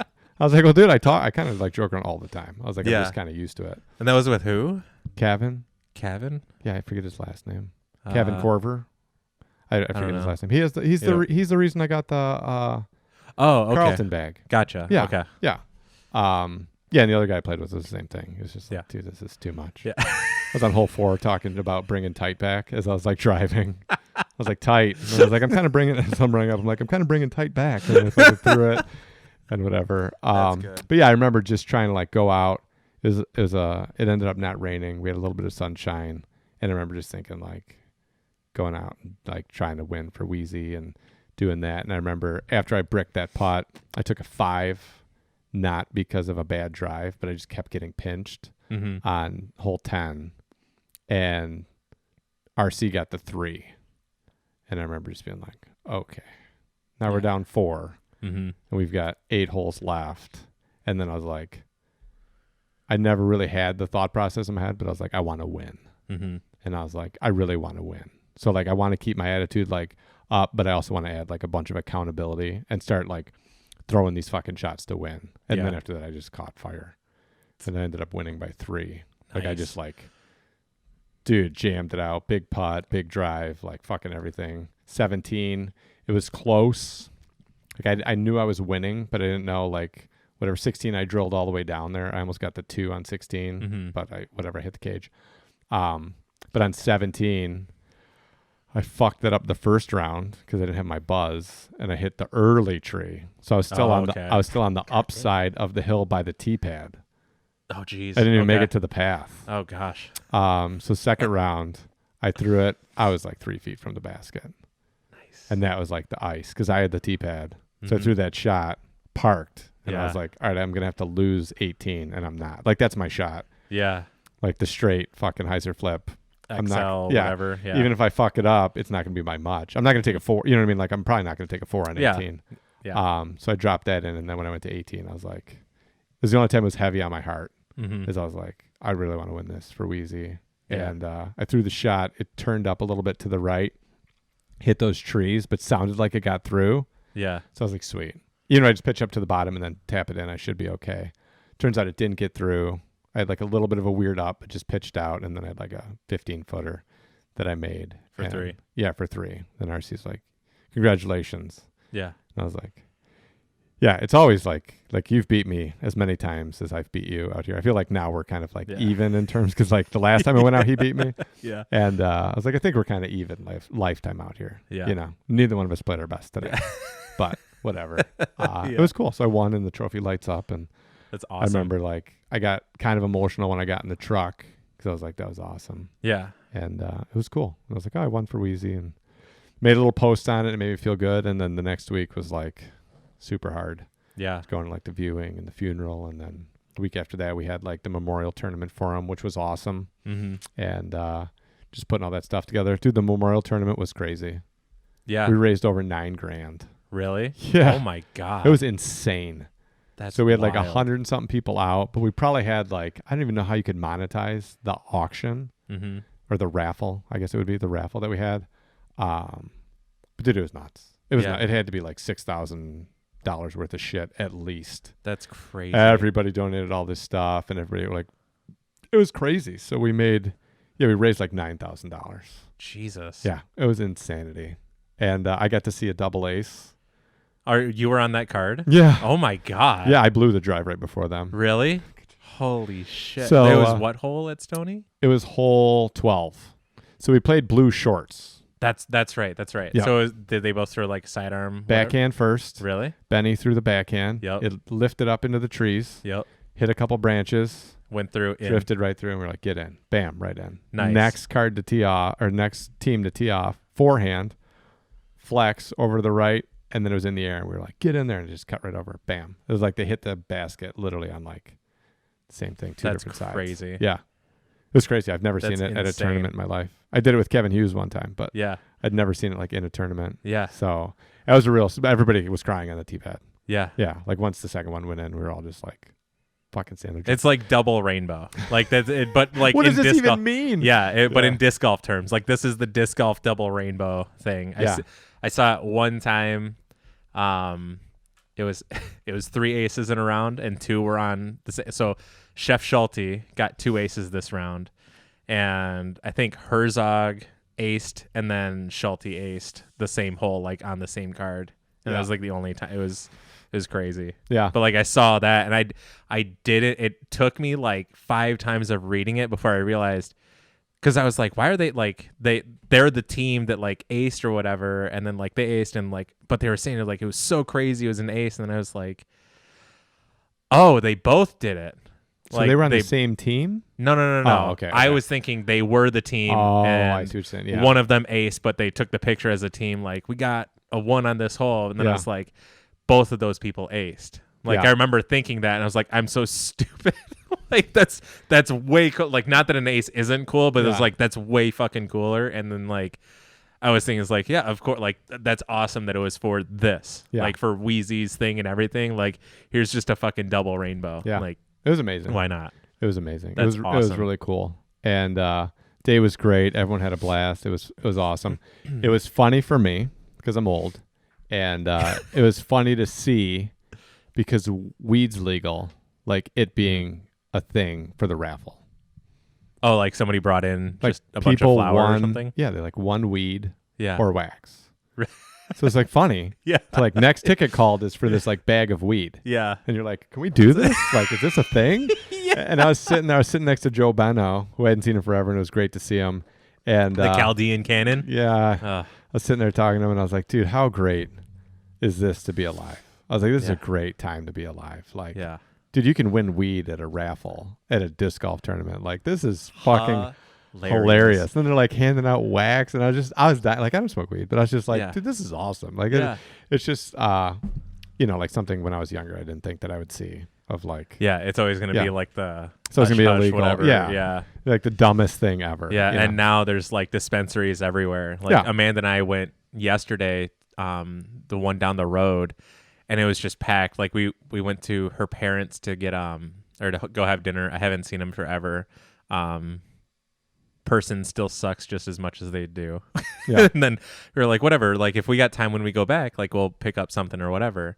And we made it there like 20 minutes to go. It was still jam packed, cars out, everything. And I was just thinking like, all these guys have been in hiding. Now it's just fine. And I was laughing too because of how like crazy this is, and like, dude, these guys are making so much. And then like there's one lady out because they have like 5 security guards like managing all this traffic in this little building, and then there's all these parking spaces. There's 2. It's like the McDonald's drive-through with the 2 going through that everyone needs their fucking cheeseburgers or whatever. Yeah. And then you have like 6 people outside with iPads and all this gear and stuff. And then there's like people like, I need more people out here so we can get these people out. And I hear them back on the radio, and they're like, there's absolutely no way because we are so swamped in here. And I'm just like, dude, is this just how it is? Yeah. Like from like the beginning to the end? Yeah. And then it's just like, I told Amanda, it's like, if you get like roll-ups like in a pack or whatever, like perfect. Cause that'll be good. Like we'll have like each night, like we've been smoking at night to go to bed, sleep good, whatever. And it's actually been super nice. Like we'll just sit, chill, and talk more than like we usually do or whatever. And it's super, super cool. They're like, yeah, we're just like out of everything. But the guy was like, you know what? I can do like a little this, a little that, whatever. And it was like $60 for whatever it is that she got. And I was like, that's actually pretty sweet. Yeah. Or whatever. And it's just so wild. That it's like a thing now. Yeah. Especially You're just like living in a world of this like super obvious lie for a really long time. Yeah. And then having people tell you like, no, that's the truth. And you're like, all right, dude, like whatever, man, And like we're like, it happened. Mm-hmm. And like, what about all the other stuff? Like, what about all the stuff that like existed for 40 years? Yeah. Well, if weed was legal, X, Y, and Z. Well, where the fuck is X, Y, and Z? Because all I see is like a huge booming economy from it, and like a bunch of happy people that don't have to worry about getting arrested. Yeah. I don't see X, Y, and Z. Yeah. Like I don't see or people, just people probably in general. Like you probably have more people actually come into the world of it because there's probably the group of people that are like hesitant to do it because of the legality and everything, that now they're just like, oh, now I can like try it without like fear of X, Y, and Z fucking up my happening. life, Yeah, right. exactly. So now it's like probably as a whole, Michigan is probably just a happier like person per square foot or whatever, however you want to come up with that number. Yeah. Like we don't get that much vitamin D, but at least we get marijuana, vitamin THC, I guess. I just think it's funny because there's other laws, regulations, whatever it is out there that are like similar that like I'm unaware of because I don't spend a lot of time looking at abstract things that don't directly apply to my life, if possible. Because sometimes I do get caught up in rabbit holes, which you know, and like I get all fucking geared up about them. Yeah. But there's other regulations that are currently in place because of this like totally unsubstantiated fear that we can't go to like a logical explanation, like a logical conclusion and do something differently because like, well, if we did that, then all this other shit would happen. And in reality, like if you did it, it would just be people would be happier and life would go smoother. Yeah. But we don't because it's like whatever. Yeah. But yeah, so yeah, that was cool. And then I signed up for the Firefighter Classic because I wanted to play a tournament. And I was like, well, I'll play Firefighter Classic because I've got a little bit of experience with it. But then it was, you had to have 3 people for a division to run and no one signed up for MPO. So I was like, well, I don't want to sign up for MPO because then it might, like most people were playing River City Open, your big guns. Yeah. I couldn't play River City Open because I didn't sign up in time. Also, I don't have it in my budget to spend a night at a hotel or camp or something like that. And I like, whatever, I'm not going to drive back and forth, obviously. So it really wasn't up for it. So I was like, well, I'll do the Classic. But then I was worried, like, if I sign up for MPO, then what if nobody else signs up for MPO? Then what am I get like doing? a stale win. Well, like, I can't win against nobody. Yeah. You know what I mean? Like they said if there's not 3 to a division, they'll close the division. And I was okay. I was like, oh, all right. So then I was like, well, there's 2 other people playing Masters Pro. So I was like, I'll do that and then just play. Because at least I'll get to play and at least I get to play, Yep. you know, pro. And then you save the division. And get some money. Yeah, whatever. And then, so it was me, Schulte, and Moreno. And then Atkins signed up. And I was like, cool. Well, this will be fun. You know what I mean? Like, I actually like playing with all those guys. And, like, I really like all those guys. I've actually gotten to be friends with Moreno and Atkins quite a bit over the last couple of years. I sold Brent a house and, you know, whatever. So I was like, actually, like, super pumped. Like, we're going to throw it on at Firefighters. They did some lengthening of holes and whatever they did. But it rained all day. Yeah. It rained all fucking day. Almost nonstop. We had a little break at the beginning of the second round, but besides it basically rained all day. So Amazing. I finally got to play the rain round. Yes. With just the Pro D and Jawbreaker stuff. My distance control was good. My accuracy was poor. Yeah. I had like some good shots, but a lot of it was like, come on, come back. Yeah. I had 2 really funny grip locks because I was like concentrating on grabbing onto the disc. I had 1 release point on 10 that was literally here. Oh, no. Oh, it was amazing. Oh, no. And then I had 1. The only thing I didn't like is they had us throwing off of the grass as a tee pad for hole 6, hole 12, hole 13, and hole 16. Gotcha. It's hole 7.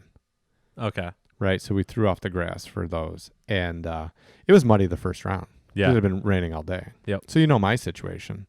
So my drive on 6, I literally just threw like 300 feet. Like I just kind of like gingerly ran up there and then almost send it out there somewhere. Yeah, and I was like, I'll make it up on the second shot or I won't. Yeah.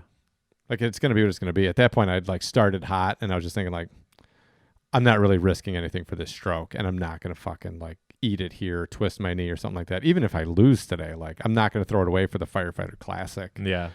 In the MP40, nothing against it, but I was just like, I'm not. So on all those holes, I just kind of choked it back. I slipped once, but not bad on 16. And I like was super gingerly running up and stepped on like regular solid grass and the whole patch of grass just left. Really? Yeah. Oh my. So whatever. My first round, I shot 4 under. I shot a 50, which was good. I think it was like my rating or something like that. I don't know. And then my second round, I was a little bit more sporadic and I threw out of bounds. I didn't know there was out of bounds on 14. So you throw up to that spot on the hill that they have it sometimes. Yeah. So it's past the regular basket and then up to the right. Yeah. I threw surge minus on a hyzer, Okay. figuring it would flip up and coast over there. Mm-hmm. And it flipped up, but like got kind of high and then just sailed to the right. Really? And they were like, I think that's out of bounds. I'm like, dude, is there out of bounds? And they're like, yeah. I was like, okay, we went up there. It was out of bounds. Oh, I was like, oh, whatever. You know, it is what it is. Yeah. And I just kind of played safe on a few of the holes because I was like, I was winning. And I was like, it is what it is. But I won. And I was like, okay, cool. Like, that's cool. I didn't want to lose. And I really just had a good time. Like, it was pretty calm.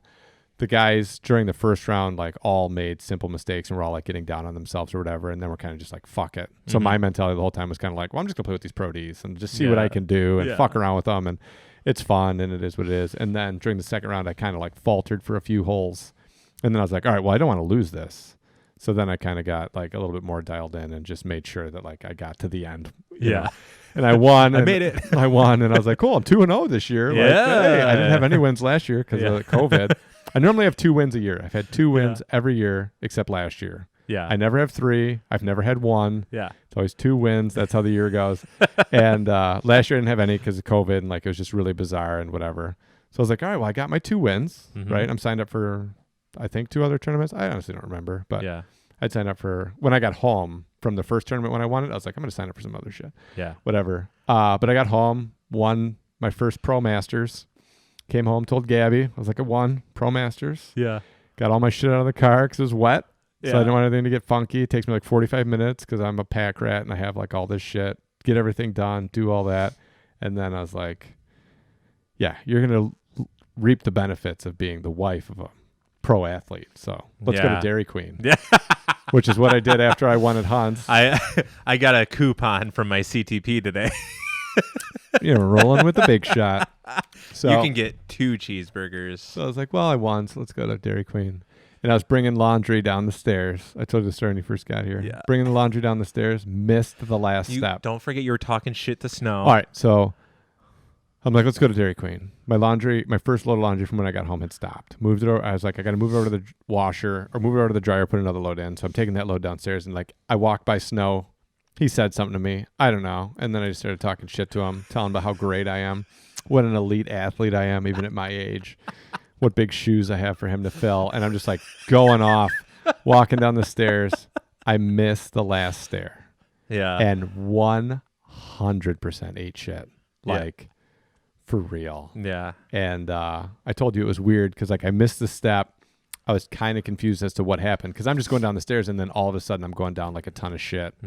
And my mind just went totally quiet and was just trying to pay attention like what was going to happen to my left knee. Yeah. It's like my whole body's concerned at all times. Like, I know that thing's dog shit. What's going on? Yeah. And so as I'm falling, I'm like knick-knacking stuff along the way. I like hit my right knee and my arm. And then like, I just like, it felt like I might have twisted a little bit, but I just slammed my left knee on the fucking stair and then bounced my head off the ground. I'm in a robe. I'm naked. I have slippers on. I got the bag of laundry like laid out in front of me. I go down like the clothes didn't go everywhere. No, they're like in all the bag. Over yourself or anything. Like no, but I'm laying there. My beautiful wife puts her head over the banister or whatever. Hey, what happened? She's like, "Are you okay?" She thought I was playing a joke on her, and I was like, "I fell. I'm hurt." She goes, "Are you really?" And I'm like, "Yes." So she came downstairs and she's like, she wants to do something. I'm like, "Don't touch me.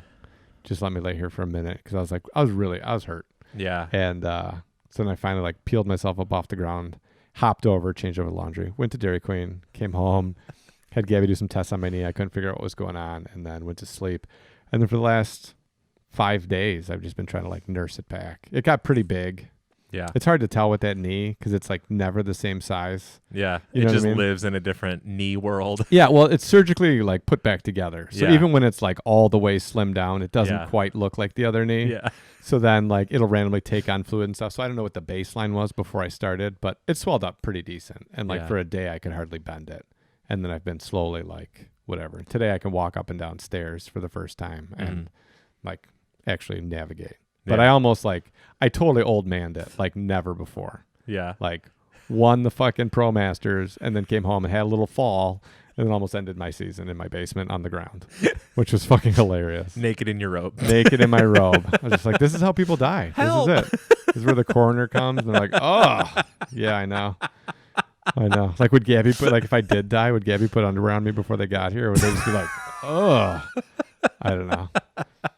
But I was just, I was joking around with Gabby. Because once I was okay. I'm still a little nervous as to what's going on with it, but it's going to be fine. It is what it is. I was joking around with her. I was like, how funny would that be if after all this time we finally get married? All the old jokes, all the comments, all that, and then you marry me, and I smack myself into being an invalid on the ground in the basement, a month after we get married, and you have to take care of me for the next 20 years. Oh my God. How awful would that have been? She was like, well, that's what I was thinking when you were laying on the ground. I was like, oh, God. Shit. Shit. the Already? The Dan shit. Already? Damn it. Yeah, well, I'm glad you're okay. I saw that post, and then I was like, hey, are you okay? Yeah. Yeah, I'm not moving right now. Well, you've been with me before where things have gone weird with my knee, and it just freaks me the fuck out. Yeah. Because I've done almost nothing to it before and then found out that was a big deal. Mm-hmm. So this situation, anytime I have something really happen, I instantly am I think the worst because I've seen that knee just do horrible things. Right. And it just kind of really freaked me out. So when I put the post in the group chat, I wanted to let everyone know hey, I had a little fall. You know what I mean? I know I'm old. Yeah. I had a fall. There's been an injury. I'm not sure how severe it is. I'm probably okay. I'll know in the next few days. I just didn't want it to be where I was hysterical. I think it's all over and fucked up. There's part of me that was shit. My knees everywhere. This is how it ends. Yeah. You know. But yeah, it was all right. It's been humbling because I was telling Gabby, I was like, yeah, this isn't it's inconvenient, and it's gonna be inconvenient for probably a week to 2 weeks. You know what I mean? And after probably this weekend, I'll know if I did any ligament damage or anything, or if I just knocked the shit out of it. Mm-hmm. But I was like, the crazy part is as much of an inconvenience as this is, and how unpleasant it is, this is a very minor car accident. Yeah. You know what I mean? At any point, some dumbass texting on their phone could slam into me, and I could be twice as bad as this. And that's why I drive the way that I drive. That's what I was trying to tell her. That's why when you're on me about get in the left lane, do this, I'm just I'm fully aware that I could be worse off than this. Oh yeah. Just minding my own business. Yeah. And that's the biggest thing of so Colorado I didn't know it could get dumber than some people driving in Michigan, but they set a standard out there. Oh, real fast. I was in Colorado for 2 days. And I was like, wow, Michigan drivers are way better than you. And that's crazy. There's a lot of, dude, there was one dude where they're very similar to roads out here where they have the Michigan left areas and whatever.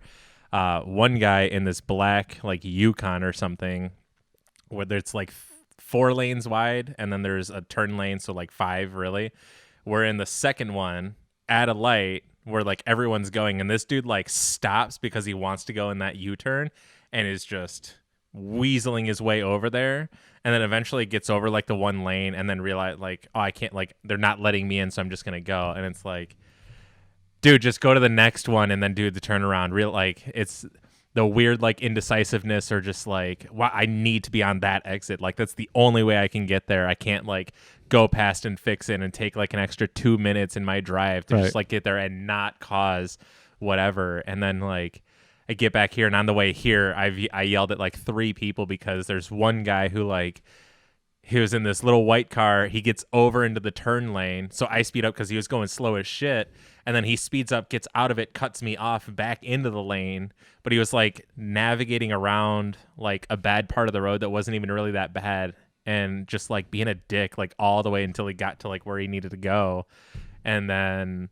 Just people in the the indecisiveness. That's the scariest one. Yes. Is because they don't know do I do this? Do I not? Dude, fucking pick one. Get off on the exit or go to the next exit and just do it. That's what I always say. So when I lived in New York, I would drive. I've already told you this, and I would hit people with my car. Yeah. Which was amazing. Yeah. It's liberating if you ever get the chance. Bet. If you ever get the chance. Because I'm gonna move to New York one day just for a year. Will not call the police. Yeah. They don't want to deal with it. The guy that's driving the cab probably doesn't own the cab. It'll go a shot against his driver's license. They're not going to call the police. So when they try to merge into my lane, I would just merge into their lane. Yeah. And just bump and be like, oh, shit. There we go. Not letting you in. Then they try to get in and you just hit them again. Whatever. It was awesome. But people are always like, oh, I'd hate to drive in New York, and driving in New York scares me and whatever. And it's it's not. because everyone is fully paying attention. Everyone fully knows what they want to do. They're just really aggressive. Yeah. And if you're not like fully paying attention and in there and know like this guy's trying to get over, and like if you're not in there trying to like hold your ground or get to where you're going to get, you're just going to constantly be passed and honked at and everything else. But once you're in there and you get it, you're like, okay, cool. This is like, you can do whatever you want to get to where you want to get to. Mm-hmm. You just have to realize that everybody else is going to do everything they can to get. So after you're there for a little bit, it's predictable. Gotcha. You know what people are going to do. You know if you leave this space, that guy's going to cut in front of you. You know what I mean? And so like everyone's paying full attention and trying to get where they're going as quickly as possible, so it makes sense. Mm-hmm. And you can start to pick out like what people are going to do. When I got back here, I was horrified by the driving because it's like half the people are like, yeah, and you don't know what the fuck they're Oh my doing, and then God. they like kind of come to, or like it's like, Yeah. you're in the right hand lane, and you're like, oh shit, I'm supposed to go left here, and then like before they look, as they turn their head, they just pull the car over, and you're like, whoa, what the Yep. fuck? Yep. We're like, that's the driving that gets me. It's like Yeah. you're not even paying attention. I have no idea how to predict what you're doing. Yeah, I know. It's hard to be the guy who's like, "Wow, texting and driving," because like I've done it. I'll admit to it. That's fine. But I try to pick and choose when it's like, okay, I have so much space in front of me, no one's behind me, and no one's around me. All right, I'll shoot this over to like Amanda because she just texted me or whatever the fuck. But then there's so many times where I'm driving where it's like, not only am I next to you, but you have like this person in front of you. Like there's cars all around you, and I see people just like. They're not like they don't have it on the thing up here where you can see the road and like your phone, which is safer or whatever the fuck, but they're like down here or like on their steering wheel up and whatever, and it's like, Yeah. I want so badly just to like cut them off or like something, like, dude, what the fuck are you doing? Like maybe be more, I don't know. I just get close. Yeah. I get real close. I don't know if Something. I've done it with you in the car. I've definitely think done it with so. Will in the car, and he Really? does not appreciate it. I can't imagine. So if you're on the phone, uh-huh. right, and you're driving, Okay. or you're not paying attention and you're driving, and you drift so that your tire is all the way on my side of the line, Uh-huh.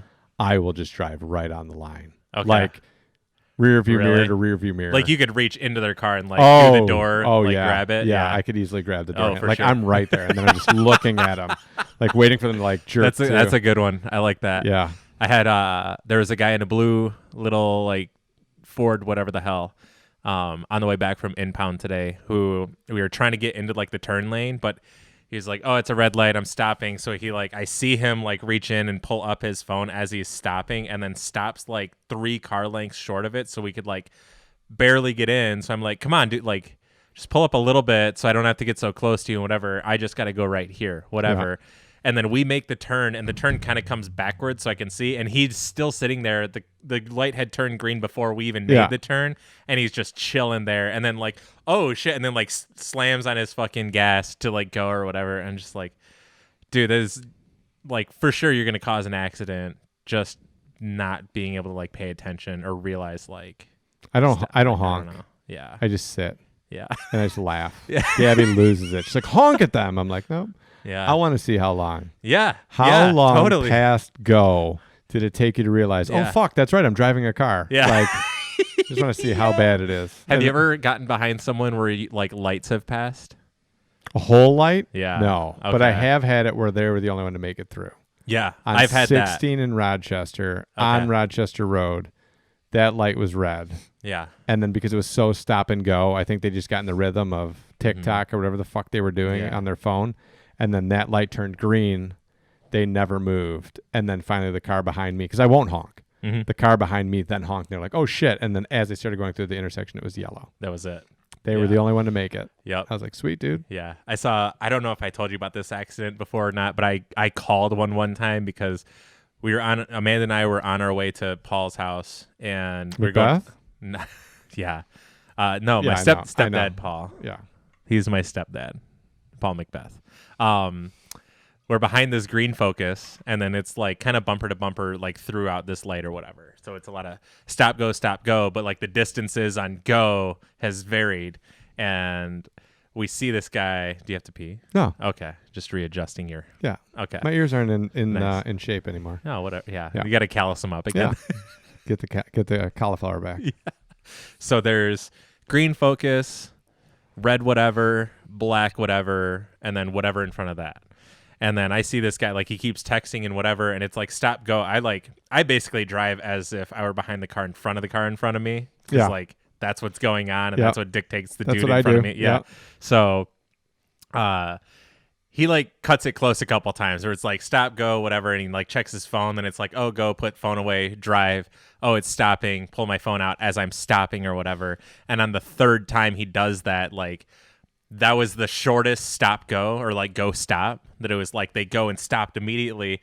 And I saw him pulling out his phone. The car was still like cruising it, whatever. And I was like, they were about to crash. And then like, sure enough, smashed into that car. That car hit the car in front. And then that car, I guess, tapped the car in front of them. And then they all like get over. I was slow. Like I waited to see, like, I don't know if I should wait, like who else gonna pull over, because like I seen the shit, I know exactly what happened, I know how this accident happened, whatever. And everyone got over, everyone seemed fine or whatever, and I was like, you guys just do with it as you will. But the guy, as he's like getting over, he had a can of something and then whipped it out the window like real fast. And I was like, oh, you're probably drinking and driving too while being a dumbass. And it was like one of the weird, because like how do you like, I mean, I guess I could have yelled out there like, stop doing that, you're gonna cause an accident or whatever. But like it was real fast, because I was like, oh, he's cutting it close, and then it was like, oh, it's just gonna happen now, and then it did. That's where I like being like right next to them and then just staring at them. Yeah. That's like my call to action of like, dude, I see what's going on here, bro. Yeah, I'm watching you. Yeah, I one of my things besides like looking at people or like I'll get real close to the window and look. Sometimes I'll point just so like they know, like it's not flipping them off or anything, but like you, like I saw you, like for sure. And some people have like caught me on it, and they're like, I don't know how I would react to that if someone was pointing at me. Yeah, like I know how someone would or how I'd react if they were flipping me. I just flip them off back. I'd point back. Yeah, if they were pointing at me, I'd be like, gotcha.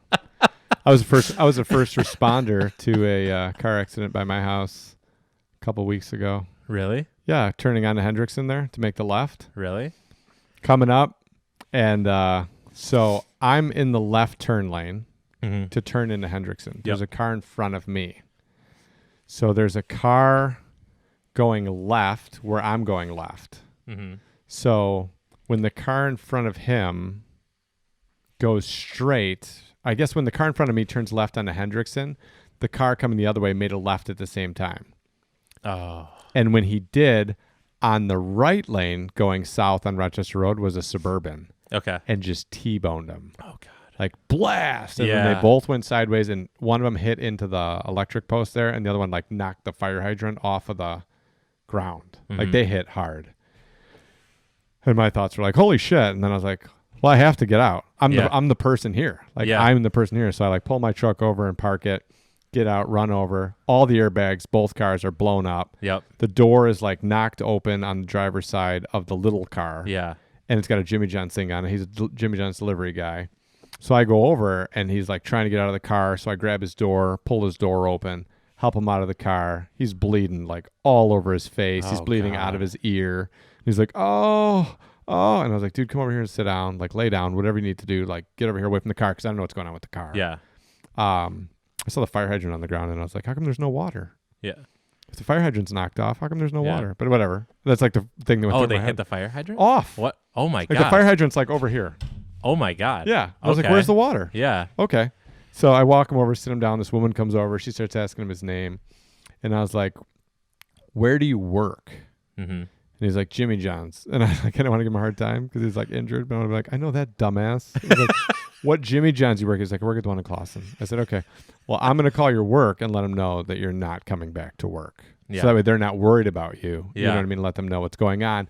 And then they probably know this guy's family. You know what I mean? Like there's a way then to get in touch with whoever the fuck it is. They have an emergency contact. Yeah, you let them know, and then that should quickly get to who needs to get it. Yeah. So I'm standing there, and I'm like, just sit here. And he's like, my arm hurts, my back hurts, my head hurts. And I was like, yeah, dude, you got hit real hard. Yeah. I was like, you got hit real hard. And I know this guy, like, odds are he's not going to remember any of this. Yeah. Like, he obviously bounced his face off of something. His windshield was smashed, and like he's bleeding out of his ear and his face. And I was like, he's not gonna remember any of this. Like, just woman trying to keep him calm, and I was like, just keep him calm. And these other dudes like were working out. They came over, and like the black guy that was there said the same thing I did. He's like, He's like, I've never seen a fire hydrant get knocked off and not have water spraying everywhere. I'm like, I think it was a fake fire hydrant. I don't know. Yeah. He's like, that's crazy. I was like, yeah.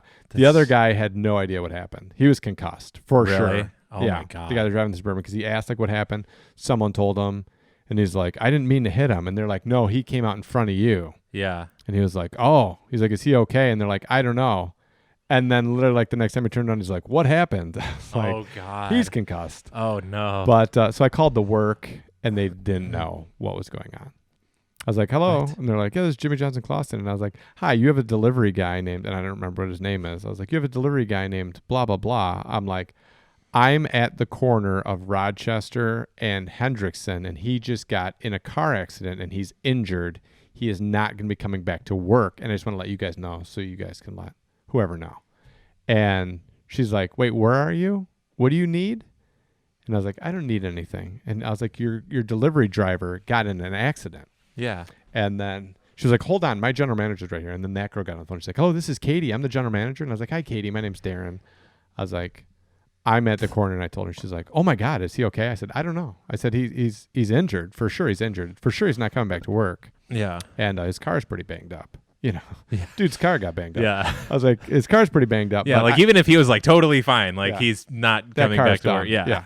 Yeah. Every airbag went off. Yeah. But I was like, I just wanted to let you know. She goes, oh my God, okay, thank you. And then she hung up. Like I was wondering, like, what is she gonna do? I don't know. She didn't show up. So I was there. 8 other people showed up. They gave those guys water. They're sitting there. The cops showed up, and then I just like left. Yeah. Yeah. Because I was like, there's enough people here to explain what happened. Gabby was making lunch, and I was like, there's nothing that I'm gonna do here. Like everything was fine. You know what I mean? Like if somebody was fucked up or like, you know what I mean? Like, Yeah. right. Like I was there to do it. There's enough people here, and I don't want Gabby to yell at me. Yeah, he's about making. what- Oh, I yeah. text her. I'm like, I'm a first responder right Yeah, now. I'm yeah. gonna be late. And so then I like snuck over to my truck. I made like I was like looking at something. I was like, I think there's some debris. I literally said it because I'm a dumbass. Like, I think there's some debris over there. Like when I cough and then crack the little branch on the chorus is the same thing. I was like, I think there's some debris over there. And then I literally just like slowly walked across the street, got in my truck, and drove home. And I got home. Gabby was my like, what's God. up? I was like, I think his name was Daniel. I was like, Daniel's not going back to work today. She's like, what? I was like, he's out. Katie knows Yeah. though, so it's okay. She's like, what are you talking about? I Yeah. was like, God, I hope they're okay. I'm sure they're fine. I'm sure he's fine. Yeah. I'm sure he's fine. It didn't. That's wild. Yeah. I mean, you never know for sure, but it didn't look like. It looked like he probably fucked his shoulder up pretty good and probably Yeah. had a pretty good concussion. But That's crazy. yeah, it was nuts. All right, so Holy. recap stuff. Yeah. Worlds. Worlds, big time. The end result of Worlds. What was your thought process? Experience. I don't know if I can do 10 out of 10 because it's like my baseline, but it's like just a pure fun, crazy, awesome experience type deal. It was like easily 8, 9 out of 10 overall. And okay, so Worlds recap, 8 to 9 out of 10 in total experience. Everyone I played with had been super cool. I got to play with everyone was new except for Trevor Harbolt. I played with him a couple times before. Yeah. Super cool guy. Sometimes gets weirdly down on himself like real fast, like in need of like a like specific one disc. Like he just got a disc back, lost it on hole 3 because the spotter was whatever. But like there tends to be like the people who are like touring tend to be more high strung on certain little things or whatever I seem to find. But either way, it was a lot of fun to play with him. Everyone else that I played with had been really cool. There was one guy I played with at Mulligan's who was from Oregon. I don't remember his name. He had a crazy thing happen where his mom was there to support. Super nice lady, like flew in to like come support, watch, and hang out. The next day after I played with him at the fort, on the entrance to the park, on the way out to keep people from like trying to like cut around people, they have a spike strip. So like you drive over it one way, you're totally good. You drive over it the other way, you're going to have a bad time. You're going to have at least 2 punctured tires if you do that. Unless you go all the way, you're going to have 4 punctured tires for sure. Or if you, I don't know exactly how or whatever, if she missed it or like tried to step over it and just like clipped the front of her shoe, but she like hit those, tripped, fell, and like snapped her arm.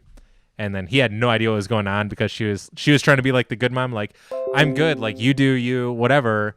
I gotta like go take care of some stuff or something. Yeah. And it turned out like he got really nervous about it because she was being whatever. And then like turns out I think luckily it was like a clean whatever, got set, cast it up real fast. But he was like, yeah, it like threw me for a loop because I didn't know what was happening with my mom, and then whatever. And then I found out what was going on like later on, and then people are like, are you good? Because you're kind of like all over the place. Sort of like, oh yeah, let me tell you, blah blah blah. Yeah. So that was kind of a crazy thing. I just heard a chime. Is that something? Oh, dying? that was that going off, giving me like an update notification. Okay. Yeah. Okay. It's fine. But overall, like I thoroughly enjoyed both courses so very much. Like it was kind of wild to be out there, and like playing on the courses where like some crazy shit has happened in the past, like Utah Open where Ricky aces on the last hole to win the tournament and everything. Like it was really cool to be like there, and then like all the mountains in the background and everything, and it's just a super pretty place. I saw Sarah Hokum ace 18 on the third round or last round. Yeah. And that was fourth round. Fourth round. Yeah. Yeah. Because that was going in. I didn't make the cut. Surprise. That was sick. But the Fort course is like the ideal woods course, in my opinion. Like how everything is maintained and manicured. Like it is fucking beautiful. And I met one of the guys out there working on it, and I was like, yeah, this course is badass and everything's cut so well and blah blah blah. And he was like, yeah, it's actually like pretty overgrown and this and that and whatever. And I just started laughing, and I was like, dude, if only you saw the courses in Michigan. Like we basically have no fairways. Like the fairways are mowed, like if we're lucky, like 2 mowers wide, and then that's it. And then everything else is like knee-high grass and this and that and blah blah blah. And this dude like takes major pride in the course. Like he's there all the time, like just working on that course specifically, and it's not just him. And it's just like a lot of fun, and I really got the sense of like this is what Bald Mountain aspires to be. Yeah. Like I hope it goes down this path, because I can 100% see it. It's just like it needs the work, but it's there. And that course is hard. It really gets you with the first couple holes, and then you get like, then you're done with 3 and you're like, oh man, these 2 holes are going to be a battle. Like they are for sure the 2 hardest holes on that course. And I watched Trevor, he birdied both of them. I think he was probably one of the only people to not only birdie one over the other or whatever, but for sure birdie both in the same round is wild. Yeah. Like he played them fucking awesomely. I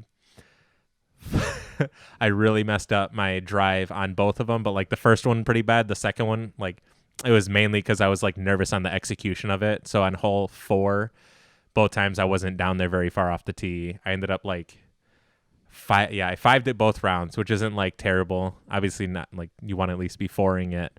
And then hole 5, the first round I did the same thing where I was just like hesitant to just like throw the disc. But then on the second time through, I literally put it like within inches of, I don't know if they showed it on the coverage, but there's a landing zone like that's a little smaller than a disc that says landing zone on it, and it's literally like the perfect spot to be, and I was like within inches of that somewhere. I was like, sweet. Like threw a buzz. I like committed to it 100%, whatever. My second shot, it was a little dicey, and I left like a long putt, but all my putts, like as they have been, like if they're not going in, they're like either a little high, like on my jump putts, like they're online on the pole, or they were like a little low or whatever. Like it was just, I was hitting basket. I felt supreme confidence, like in all the putts that I threw. It was kind of crazy. And then, we've been putting really well. Yeah. I've been really happy with it. Yeah. And, you should be. Yeah. Yeah. And it doesn't get much better. Yeah. Yeah. It's, I don't know. Yeah. It's weird. So, like I practice putted, at this little 9-hole course that, his name's Doug, that I met out there for who he showed me around him. And then, Jacob was the other guy. I'm 99% sure. But he showed me this little 9-hole course. We went and played like a putter round, whatever. And it was a cool little like beginner place to go that isn't like firefighters. There's little hills. The longest holes maybe like 250 feet or something. But I parked there. There was a really good lit up spot for practice putting. And I remember I went there and I missed like 1 putt. And it was why I putted for at least an hour or something. And it was like, dude, if I could just do this tomorrow, that'd be sick. Like I was doing everything like really well, but granted, like putting outside at night and it's fucking dead calm too. And then like any other like wind and stuff and whatever kind of messed with other whatevers. But I went into my fourth round kind of the same thing of like, I'm just going to fucking send it for Wheezy. Yeah. Because like, if anything, like one, I know this is something I just need to do in general, where it's like, I need to play how I normally just play and then go from there and stop trying to like play how I don't typically play. Because it's obvious, it's just going to fuck me up, and I'm going to do better playing how I play and then build from there versus like trying to break everything down into something weird. So like, I smashed my tee shot on hole 1, and then my second shot, like I threw like a soft pig or whatever, and I was like way the fuck past it on accident. I was like, oh shit, I almost threw it in on accident. I was like, well, that would have been fucking sweet, but now I have this putt from way downhill, and I ran that putt. I was running everything like within reason. It started getting windy towards the back 9. Thought I made that putt. I was just over it actually, which is hilarious because I was like a purely uphill putt and I was way too high somehow. Landed in the hazard on the backside, made that putt. Sweet. And then there was 2 other times where I had birdie putts that like lifted weirdly, landed in hazard, and I made those, which were like a harder putt. They were a little longer and like a different wind, and like I just threw it in the hazard from having a birdie putt. Now I have to save a bogey, and if I don't make, like, it was just crazy. But everything just felt so solid. Like, it was so good. Yeah, I don't know. It was just a blast. And then I got this disc here. You have his family's contact info, I'm sure, because I want to get this to them. I don't know if I should like clear coat it or something so it can't get smudged, but I also want to build like I have an idea of how I want to build like disc frames and stuff, and I want to like do that for this so it can be like, one, it can be like easily taken out so you can like look at it and the family can do whatever they want with it, but 2, like now it can be like nicely stored and hung or whatever, because I was trying to bring like love back home from there. And most of the people were all like super cool and respectful of it. I wish more people would have been like, instead of like signatures, I was like, just write like, oh, whatever.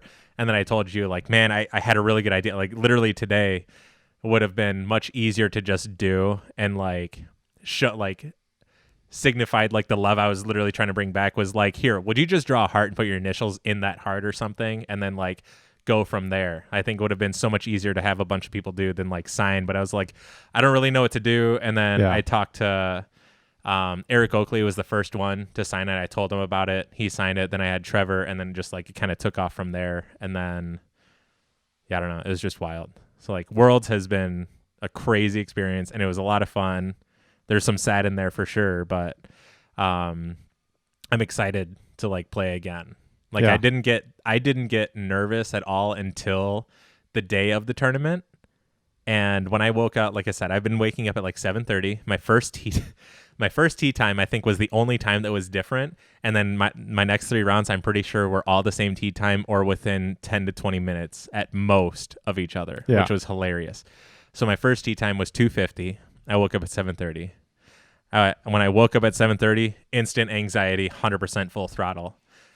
All goddamn day. All day. Like all the way to the tee shot, and then like I couldn't get it to like subside because I think a lot of it had to do with like, holy shit, like it's happening and I'm here, and it's like it's Worlds and it's like this and that and whatever. And like if anything, I'm more awestruck that I'm like at this course in the event than like, for sure I don't have like, I see whoever and it's like, you're just person, whatever. And then there's other people like geeking the fuck out, like, oh my fucking God. I still think the only person would be like Calvin.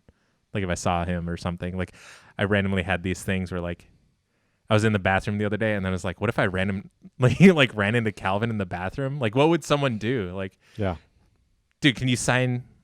Like, what do I have you sign or something? I don't know, some weird thing that I thought of the other day. Just sign it. I don't know. Yeah. Don't make this weird. Yeah. You don't make this weird. Yeah. But it was so much fun. It was so much fun overall. And again, super happy with how I played. Just mentally. Yeah. It was amazing. And for sure my last round was like, again, like, damn, if I could have just done this like throughout the whole weekend, it would have just went so much more smoothly. And I think I shot like a 1 over or something. And those were like if I would have just made my birdie putts, that was a 6-stroke swing just on those 3 holes alone, because of like, I had a birdie putt from like me to you or whatever, and it goes from that to I don't even get a par, I get bogey because I landed in hazard. It's like, dang, that's crazy. It's so crazy. I also played with a guy, I think his name was Rick. I don't remember his last name. Super cool guy. Reminded me very much of Ruben, Big Ruben from back in Zilker days. He was in more ideal shoes than I forget about that. Ruben. Ruben. He would smash. He would smash from like a couple steps and then just fire these things. Like it was kind of insane. But he butt putted. It was hilarious. Where his butt goes back? No. So he would stand butt cheek to like the target and he would putt from here. And that's how he'd putt everything. And he was very good at it. Yeah. I saw him practicing it, and it was before I had played with him, and I was like, that guy's just fucking around. And then after a while, it's like he's just only putting like that. I was like, maybe he just putts like that. That's weird. Yeah. I wonder what his card mates will think. And then I was his card mate. And then you were like, I wonder what I think. Yeah. Yeah. So he played hole 1. He got like pretty pissed after the first drive or whatever, and then got through hole 2. We're waiting on hole 3, and then I broke the ice, and I was like, somebody said something about like, all right, I guess I'll wait for a while. And I was like, well, I guess you got time to tell us about it. And he was like, what do you mean? He was like, your putt.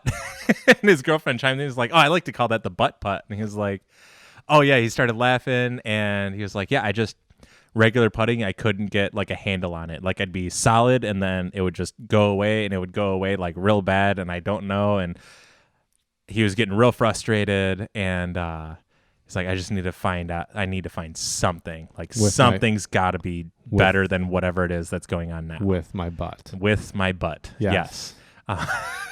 So he's like, dude, I'm trying like weird shit, this, that, whatever.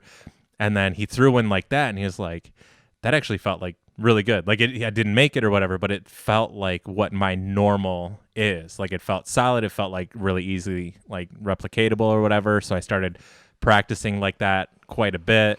Signed up for all these tournaments, played 6 months worth of tournaments, putting like that.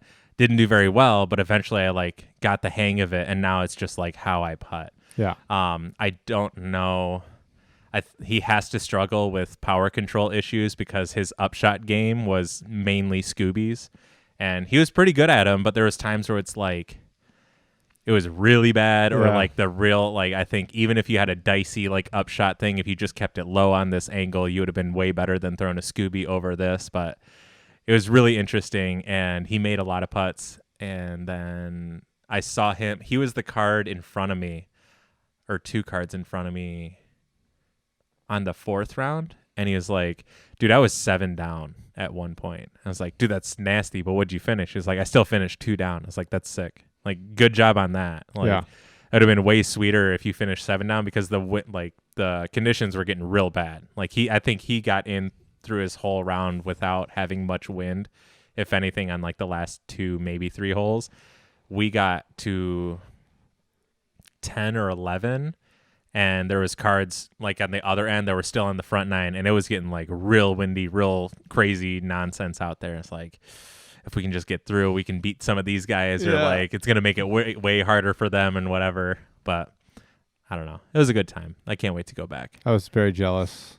Yeah, like the year where my season is just shut out at the beginning is the year that I've qualified for Pro Worlds. And I was just like, I have to make the commitment of this can't be the only time I qualify for Pro Worlds, because I don't want to be like looking Walter Zeus in the eye in the future and be like, I qualified for Pro Worlds one time, and then pull up an email.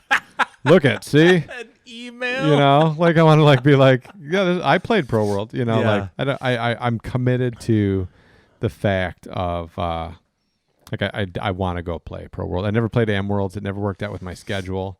I really wasn't super bummed about it. Something that I wanted to do before I turned pro, but I was like not going to stay amateur to do it. Yeah. And then in becoming pro, like obviously probably when I turned 45, so I don't know, whatever. Like I'm eventually going to move to like trying to go for old man pro world champ, but I want to play like Pro Worlds once. Yeah. So I don't think I'll qualify for it this year because I've only played 2 tournaments so far, one of them in Masters. But next year I'm going to try to set up my season so I can get points, do all that, and actually like set up a system of like trying to make a run at it. So That'd be sweet. Next year I can go play Pro Worlds. Yeah, and if it works out, it'd be sweet to go together. Yeah. For sure. Yeah. Nothing weird. No, not at all. Just 2 guys in a Jeep. Whatever, dude. Yeah. Nothing weird. I have that hammock we can put on the tailgate. That'd be sweet. Sick. I can't wait. Yep. There was something else I was going to say. I don't remember. Oh, funny story. So I ran out of gas on the way to Worlds. Okay. I don't know if I told you that. Nope. But okay, so I just did. That was great. Yep. So there's Highway 80, which is 90% of the drive to Utah from here. And it's real flat and open. And it's really pretty, but it's also famous. very boring. Yeah. Because famous. it's amazingly open and flat. Yeah. And the gas light came on. And I was like, all right, sweet. I got some time or whatever. And then I'll start like, there's an exit coming up, I'm sure. And then I was driving a while on the light. I was like, all right, so like it's time. And I looked on the GPS, like add stop. Oh, there's a gas station 3 miles away or whatever. I hit like add to stop, whatever. And then again, I was like, I don't have to pay attention for like a couple minutes really, because it's 3 miles away, but it'll be coming up soon. So I'll be like on the lookout. It's also like flat and open. And so like it should be like not hard to miss. Right. And it's like, there it is. And I came like around this turn and it was like kind of above, but it was all of a sudden. And I was like, wait, there's a bunch of lights. And I passed it. My GPS still said 3 miles away. But then I look and it was like, well, that's the Love's gas station or whatever it is. It's like, shit, well, that's it.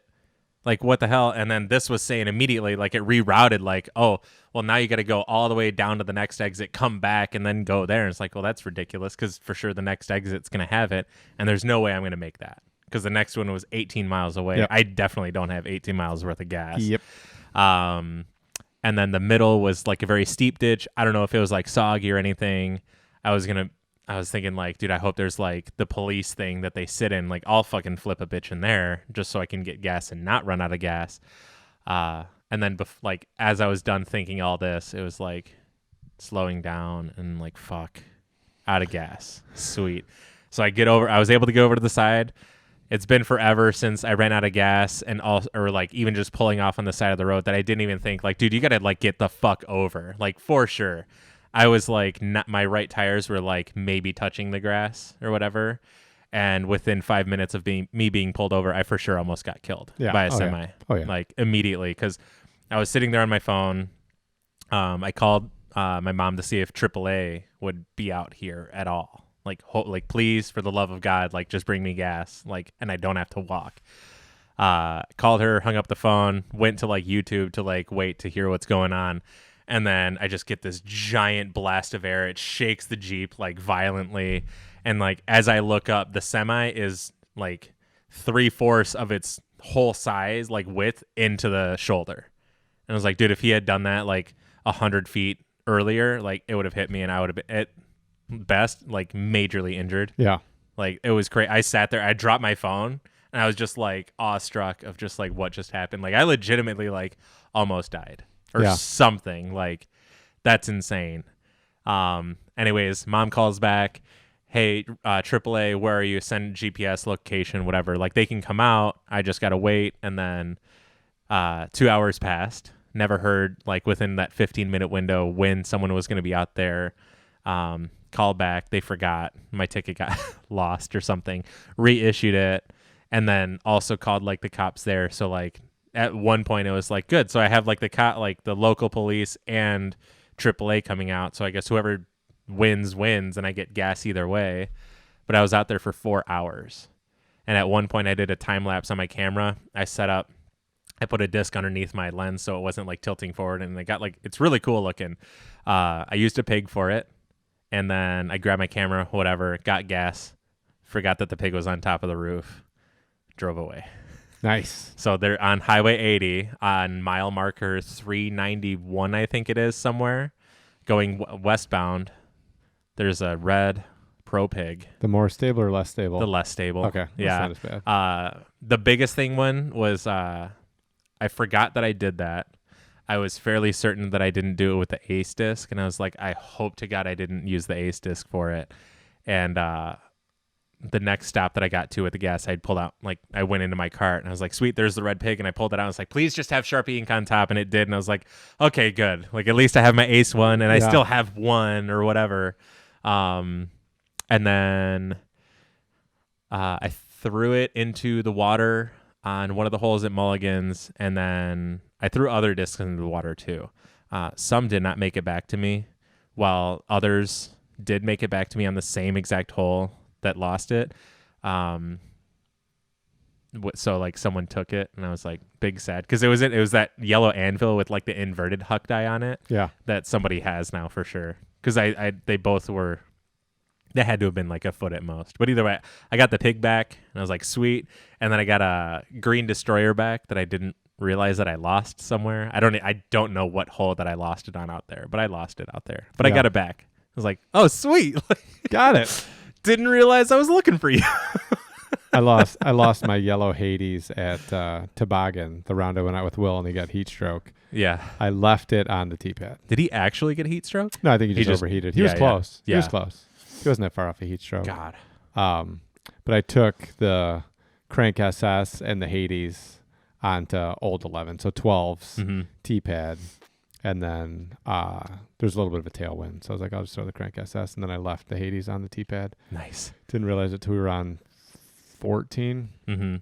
No, till we were on 15. And I was like, fuck.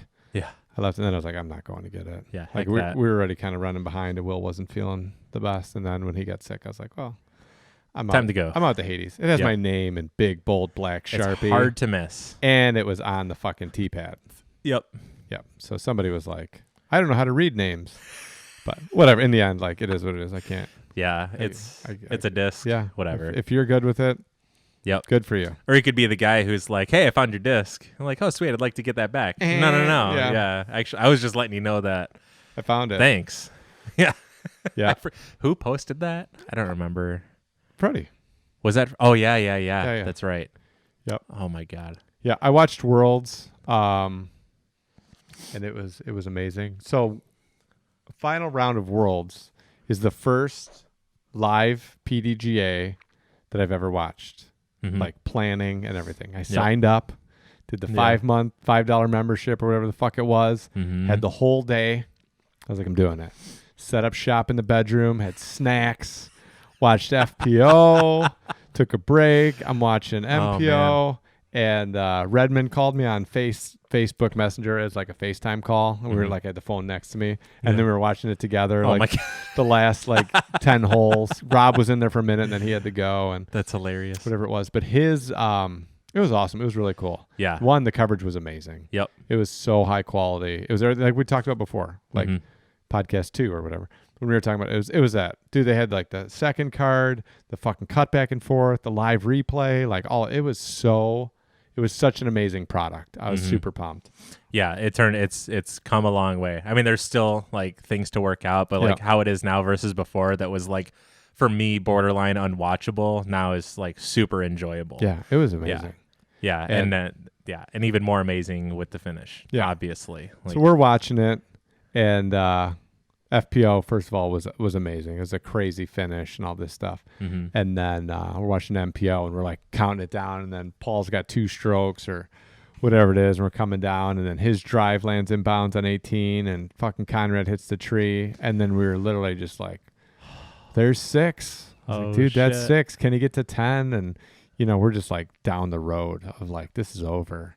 And when Conrad hit the tree, Redmond and I were talking about like that amount of pressure on you throwing, how amazing it is how well they threw. Because obviously, like, Paige's nerves got the better of her kind of throughout the round. I could tell. I couldn't tell. I thought that like the last day specifically, that like I'm gonna be the first woman to win 6 world championships was like on her. Because she had like an unbelievable amount of like misfires. She looked nervous, all this stuff, and I was just like, it's very uncharacteristic of her. And I was like, I bet you she's just like so it's a ball on this crazy thing of like, I'm going to win 6. I'm going to be the first woman to win 6 and all that pressure. There's enough pressure of like, holy fuck, I'm going to be the world champ.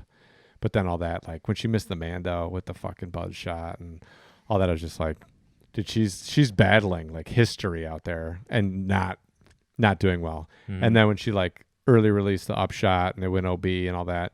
So when we got to like the men's, we were getting to the end. I was like, dude, I can't even imagine.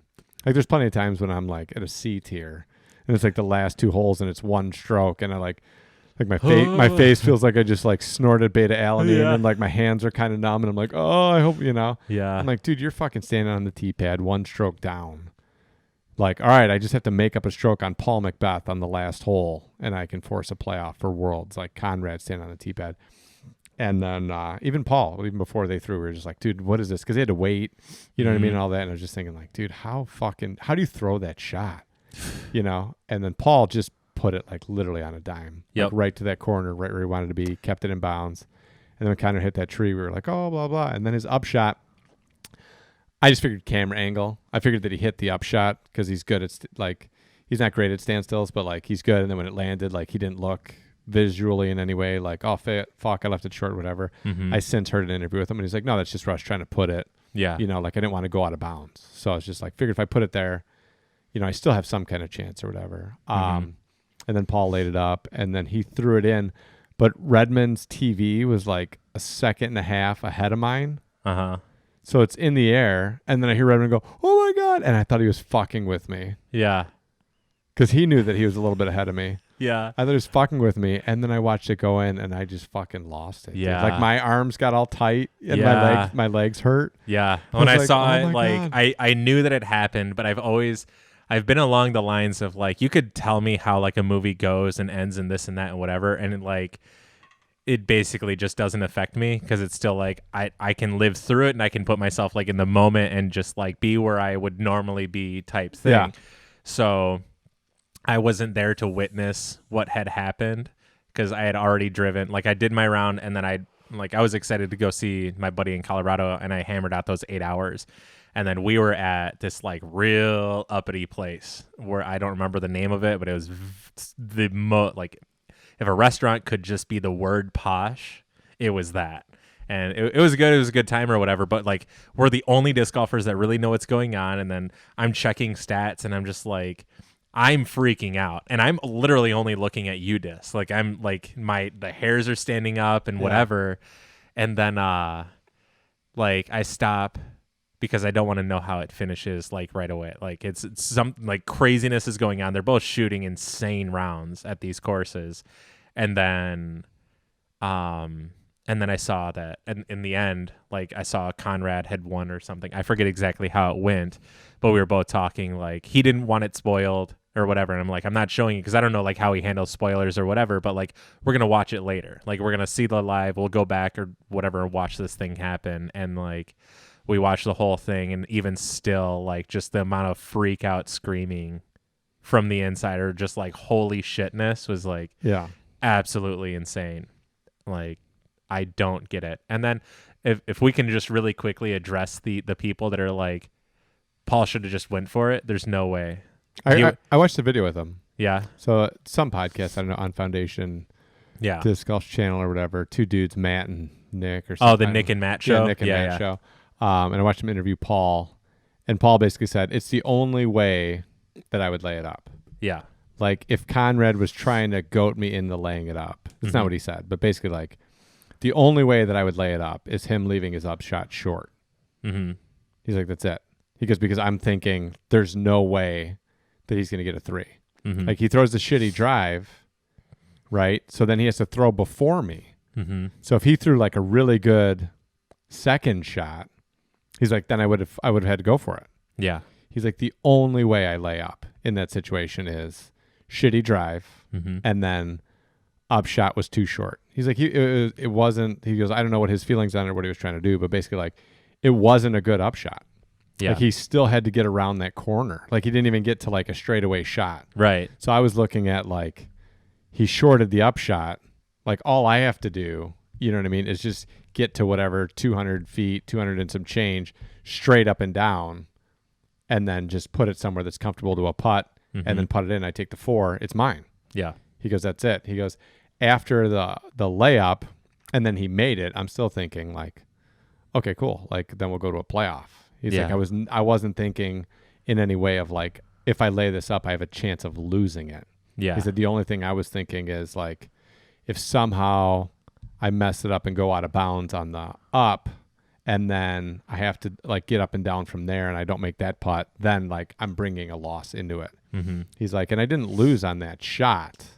He's like, is it the best shot in disc golf history? He's like, I didn't lose on that shot. I lost in the playoff. Mm-hmm. He's like, so, you know, if I played it in a way that ended up like I got forced into a playoff by this guy making the most outstanding shot of all time, I played the hole right. Yeah. You know, and Yep. it's like, yeah, like there's no, I guess the only thing, it's just like, it's hard to tell if you haven't played the hole. But Mhm. for me, it's like the only thing that you do in that situation that would be different is if you just ran it out the back past the basket. Mm-hmm.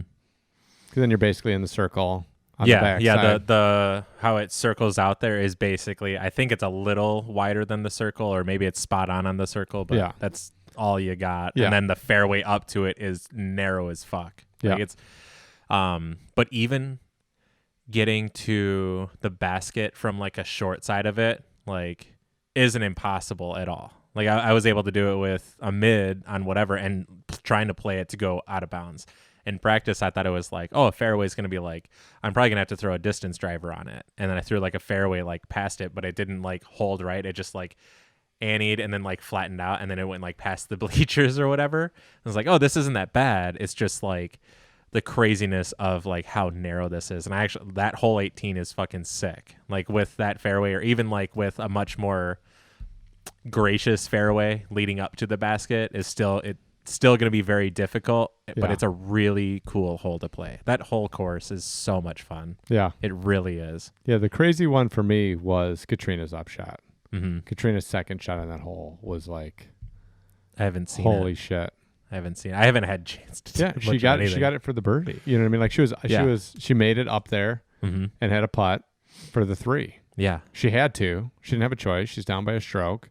Paige did a good drive. Katrina did a good drive. And I heard the interview with Paige, and Paige was like, once she threw a really good drive, I just wanted to throw my drive past hers. Mm-hmm. That way she would have to throw next, so I would know what to do. Yeah. She's like, and once I saw she made it, but it was still like a tester. Like she was like 30 out, Mhm. basically right at 30 out. She's like, it's not that she's not a good putter. It's a tricky putt. But then with like the weight of worlds on your shoulders, she's like, I'm thinking I want to force her to make that putt instead of forcing myself to do something heroic. Yeah. She's like, so I pitched up to a comfortable upshot. And then she's basically just like, I just couldn't execute the shot. I just Mhm. got really nervous before I threw and started thinking like, I don't want to grip like this. I don't want to blow it past the basket, and just got really like tentative in the throw, and then early released it and went right out of bounds. She's like, even then, I'm 50 out. I'm thinking like, if I make this putt, she has to make her putt. Mm-hmm. She's like, and then when I missed that putt, I just was like, well, she can just pitch up now, and like, I'm done. I'm Yeah. done. She's like, that's why when I missed that, I just like laid on the ground. I was just kind of like, ugh. Yeah. Yeah. But it was amazing, dude. What a worlds, what a finish. Dude, What yeah. a like And that's what I was saying. Is like, dude, what a worlds to go to, and what a first worlds to go to. yeah. Like, how insane. Like, aside from all the other whatever that happened with OB lines and stuff, like, it doesn't hold any light to everything that happened throughout that entire week. It was wild. Yeah. And it was like the perfect for me, it was like the perfect storm of you didn't have worlds last year. You have all these people new to the sport. You have all these people new to spectating the sport. You have all these people like probably the first worlds they've ever watched, the first worlds they've ever been conscious of, and then the first like maybe live event they've ever watched, or they've just gotten into post-production or anything like that. And then to have that, like, it was amazing. Yeah. It was absolutely amazing. And what a great like boost for the sport. Dude, it's insane. Number I'm one on so Sports glad Center. that it's like on good coverage, because like Yeah. even it's really cool to see old stuff like Yeah. at all, but like imagine you could have like VHS, but it covered like how it is now from the 90s or something. Like Yeah. how sweet that would be to see a full round of like Ken Climo and Barry Schultz, Scott Stokely, whatever. It's just so cool that like 50 years from now, like you could still see it. Yeah. Like one of the greatest moments in disc golf history, hands down. you can see it. Yeah. It's, Yeah. It's so crazy. And then hopefully people can understand how mind-boggling it is if you like just watch Calvin's face. Like that's how broken that shot is. That's how insane that shot is that it broke Calvin. Yeah. It broke him so hard. So I couldn't get enough of watching all the different videos of all the different people. Fucking Matty O losing his mind and like everybody. I mean, it's just literally like everyone's running away. Like everyone's trying to contain their brain. Yeah, every single person just this. Yeah. Conrad was saying, he goes, it's amazing that like it forced a playoff. It's amazing that I made this shot. He said, but the thing that like I take away from it is like before I threw, everybody knows it has to go in. Yeah, that's it. It has to go in. The only option I have is to throw it in. Yep. He's like, and you have like 1,200 or 1,400 people standing there. It's dead silent before I throw. He's like, and everybody is just thinking, throw it in. Yeah. He's like, and that's got to be like ominously quiet. He's like, I'm there focused. Everybody there's focused. Like this thing has to fucking go in. That's it. He's like, and then I go up, I throw it. It's in the air. It's quiet. He's like, and then everybody starts yelling or whatever. He goes, and then it goes in, and you just feel this like explosion of all these people and all this stuff at the same time. He's like, it's the most amazing feeling. Yeah. He's like, winning the Worlds was cool. He's like, but how do you explain that moment of like all those people, everyone focused, everyone concentrating, everyone like, this has to go in. Yeah. And then it goes in. Yeah, that's insane.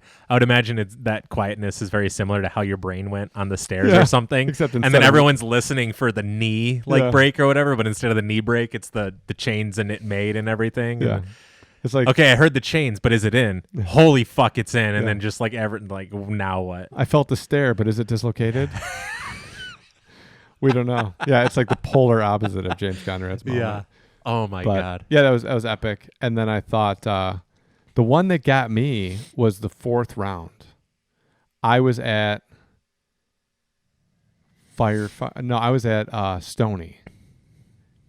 Was it the fourth? I don't know. I think it was the fourth. Yeah, it was the fourth round. That Paul went crazy. Mm-hmm. Yeah, fourth round. I'm at Stony. I went up to practice throwing in the rain because I had the Hunts Hideaway tournament that weekend. Yep. And so I'm just throwing the discs in the rain. It was pouring. It was perfect practice. Nice. And I got in my truck and I went to U-Disc. And when I went to U-Disc, I was like, holy shit, dude. Like Paul is going to go into Sunday or whatever, go into the final round with the stroke lead. Yeah. What the fuck? Yeah. So I was like, dude, this is fucking crazy. And I remember just driving home, like watching the end of like U-Disc live and then being like, dude, what the fuck is going on? Like, this guy is a monster. Yeah. Like to make like whatever the fuck he shot to make up all those strokes, to be all that. And then you're going to go into the final round of Worlds with a 1-stroke lead as Paul Macbeth. Yep. Just like, yeah. Dude, crazy. This guy's a monster. Crazy. One of my favorites throughout that too is like Paul's like doing everything he can to like X, Y, and Z. And I'm just looking at the scorecard and it's like Conrad's doing it though too.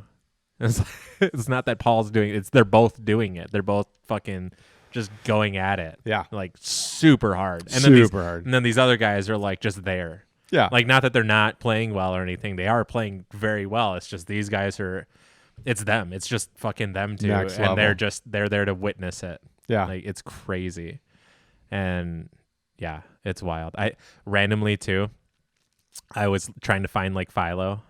And then I remembered, he's in like the booth or whatever. And both times when I passed the booth, I saw Philo and I was like really hoping that like somehow they had like a break and I could go in there and say hi and like try to give him a hug or something. And that's like the one thing that I wish I could have done at any point in time was like go talk to Philo again real quick or whatever. And then just like give him a hug and whatever because of all the stuff that happened at Jonesboro last year. You changed my life, bro. Yeah. No, but it's like that was like one thing like, man, I wish I could have done that or just like said hi or something, but busy in the booth the whole time. Yeah. Yeah. But whatever. It was so crazy. It was such a fun time. I'm so glad I did it. Yeah. It's amazing. I was definitely jealous. It was hard to watch Calvin just be broken. Yeah. That was hard to watch. Yeah. Like the last round, he's just broken. Yeah. I've never seen that. But that's crazy. Yeah. He's a fucking champ, man. That was funny. I got in some sweet posts. Mm-hmm. You know, I don't do much on social media, but I felt good about it. I was like, I wonder who Calvin's going to leave Innova for to win a world championship. Yeah. It's a classic. Yeah. That was one thing that I was actually really happy for was for MVP because that's going like what it immediately sold out whatever the hell disc it was that he threw. Envy. What Envy? Okay. Yep. Yeah. And then they were just all gone. Yep. Yeah. Immediately. And I just thought it was great because I remembered some posts of like, well, it'll be great because MVP will finally have like an elite player on like sponsored by MVP. And other people were like, well, they already have whoever, Silas, and they have other people that are like good players. And it's like, yeah, but they're not elite. You're not like at the top. And they're like, well, yeah, but they're pretty good. And it's like, yeah, they are. But they're not. They don't have a 1%er. They're not going to win a fucking world championship. Yeah. Well, they could, but they didn't. Right. Right. Yeah. But I thought it was so good. So good. Like just for me, my own bias, I was so pumped. Yeah. It's like, how did you let that fucking guy leave? Yeah. How'd you let him leave? And then he wins the Worlds. Yeah, with basically a brand new bag that I'm sure that he had a lot of hours in. They supplied him with a bunch of whatever, but even still, like, that's crazy. And then the disc that they came out with, I thought was wild. And when I read what it was, I like did a double take. It's called the Nomad. I know that doesn't mean anything to you, but Wheezy's gamer tag was Nomad, Nomad or whatever. Yeah. Okay. So I thought that was like a really weird coincidence of like. That's kind of cool. I don't know if it means what it means and it's just like coincidence or whatever, but I thought it was like a really neat thing that happened. Yeah. For whatever reason. It was interesting. I really like the stamp they put on the NV too. What they put on there. For him winning. It's like a little sketch of him like holding the bell. Oh, is it? I haven't seen it. That's awesome. It's super cool. Yeah. I was super happy for them. Like I've thrown different MVP and Axiom discs in the past, and like I like their stuff. I've never had a problem with them. They get a lot of shit, and like we've talked about it before on the program. Like they get a lot of shit. I don't know why. I don't get it. I don't really care. I know that people have issues with how they've promoted themselves or whatever, but for me, I don't even think it's them promoting it like that necessarily. It's just like people going blindly into it, just like kind of like the get off my lawn guy, but like in the other direction kind of thing. Yeah. It's I don't know. It's weird, but I do like their stuff. Yeah. Like it's really consistently good plastic. I have one in my bag now because I lost my that Anvil and A2, and the guy that I played with, Scott or Doug or whatever, gave me whatever their really overstable deflector. Yeah, I got one of those in there, and every time I feel like they're plastic, it always feels like it's super consistent. Yeah, like it feels really good. They always feel like exactly the same in my very little experience of just like holding their discs and everything. But yeah, I was good for them. I was happy for him, and I was definitely the one takeaway that I had, which I forgot. The one takeaway I had is at the end, those are the two professional disc golfers on the men's side that have the strongest mental game, hands down. Yeah, for sure. Paul's mental game, I know, is second to none. He has just like a ridiculous fucking mental game. Yeah. But Conrad, like, dude, that dude's mental game's fucking sick. It's stupid good. Like his putt at USDGC or his putt at Worlds in 2019. Yeah. The last putt when he went in the water and then had to fucking gun that putt to stay in second or whatever it was. Like, dude, like that guy, like he's so. His ability to like just like process the round and believe in himself and stay on doing what he's doing is epic. Yeah. And they made a comment on coverage. I don't know. I think it was live coverage. And I think it was on 17 where he was like inside the circle from the basket and then Paul threw and then they're like, oh, well, James is going to make up a stroke or whatever it was going to be. And they're like, well, you can't count it yet because you know, it is the end of Worlds and like there's so much pressure on these putts. Like he could miss that putt even though he normally makes it. And I remember making the comment to Redmond. I was like, dude, like this guy is a fucking clutch ass putter. Like for sure. Like James Conrad is mentally strong. Like that putt from fucking Worlds and like you can name it. You know what I mean? Winning USDGC, like the dude, he doesn't wilt. He's not a wilting guy. You know? I mean, there's gonna be times when your timing's a little off and this and that, but he's not a guy that's gonna go out and like then just fall apart or whatever. I was like, dude, he's not going to miss that putt. And then when he threw it in, I was like, yeah, you want to talk about mental strength. Like, it's crazy. Oh, yeah. The other thing I didn't think wild. I didn't think about until I was watching his interview is that it's at elevation. So he was there for almost 2 weeks, he said, before Worlds. Yep. But still, like, that shot and throwing like as much as he does on Annie and turnovers and everything, like it's so much different. Yeah. You know what I mean? Like that, it's a touchy shot anyways. And then relearning your discs at altitude. Like I'm not saying that everybody doesn't have to, but not as many people rely on touchy shots as he does. Yeah. Like no one at the top relies on as many touchy shots as he does. Yeah. I would say at the top, it's like him, Kevin Jones. Yep. Are the two guys that like are really relying on. Yeah, like, and they're almost like opposites of each other. Like Yeah. it's hilarious. Yeah. And then it wasn't as much difference as I thought it was going to be. I thought it was going to be like a monstrous difference because of elevation. It wasn't. There was a difference for sure. Like there was times like a lot of my discs flew the same, but then like my Opto Mercy was much more stable than normal. Yeah. It was really weird. But like everything else flew basically how I would throw it here and like expect it to react on, oh, this power it's going to do like this or something. It was interesting. Michigan's heat definitely worse than Utah's. Oh yeah. For sure. Like hands down. Like I got there and it was so goddamn hot and like record temperatures for them or whatever it was for this time of year. And, like 95, like scorching heat, whatever, super hot for sure. But like no humidity. It was just dry heat. And it's like, yeah, it's like, it sucks, but it's really not that bad. And then Dakota and I played the run at Toboggan when I got back. And I was like, hands down for sure, this is way worse. Yep. Way worse. And it was like almost 90. And it was 1,000,000,000% worse. Yeah. It's like when I went to Arizona, visit my friend, they were like, oh, it's going to be too hot to do anything. And I was like, oh, we'll see. I don't think it's going to be like, I don't mind the heat compared to like being cold. So like, I'm good. I got there, it was like 115 degrees, 110 degrees. And I was still out in that. I was like, this isn't that bad. Yeah. Like, yes. It's hot. It is. It's hot. Yeah. But it's like oven hot. Yeah. You know what I mean? It's like hot and you feel the heat and it's like beating down on you and the sun's hot and all that.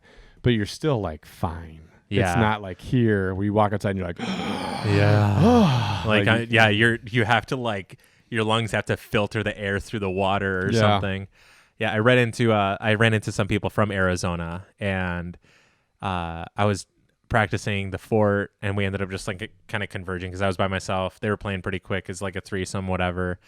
And we got into the point, well, like, where are you guys from? And like, oh, we're from Arizona. It's like, oh my God, it's so hot and whatever. And they just laughed and they're like, this is air conditioning. And I was like, yeah, I know Arizona's hot, but like, really? And they're like, yeah, it was 117 when we left Arizona. And I was like, dear God. Yeah. But then I was like, they're for sure going to sweat because it's hot. Like for sure it's hot. Like even for that, whatever.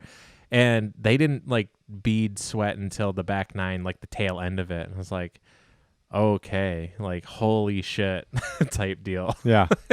It's kind of crazy. Yeah, the thing is, like when I was in Arizona, at least, like being in a pool, you're good. Mm-hmm. Because like the water will kind of cool you off, and you're fine. Like I've been here where it's like just miserable hot, and even when you're in the water, it's still you're just miserable because it's so humid, and it's just like it's crazy. Yeah, you can't move. You're just sweating. Yeah. I did get a lot of compliments on my gallon of water jug though too, for sure. Like Baller. What was it? Patrick Brown and his lady, I can't remember her name. He was like, what is that? I was like, oh, that's my water jug. He's like, what is, like, how big is it? I was like, it's a gallon. He's like, did you make the mount that comes with it? I was like, no, it's like that mount was $40 and I got lucky because of where it's mounted is perfect and I didn't have to drill anything and just get a couple bolts and screw it on. And I'm good. Doesn't fall over, doesn't anything, keeps everything cool. And he's like, dude, that's sick. It was super cool. Everyone was like, they would laugh at it because it's ridiculous, but it's also not ridiculous because I never ran out of liquids ever. Yeah. Like Dakota, like when we went to Toboggan, I brought that, filled it up on the way there with some fresh water, and he had a Powerade, like just one. And at one point he's like, dude, I'm dying. And we were on new 13 now, old 12, whatever.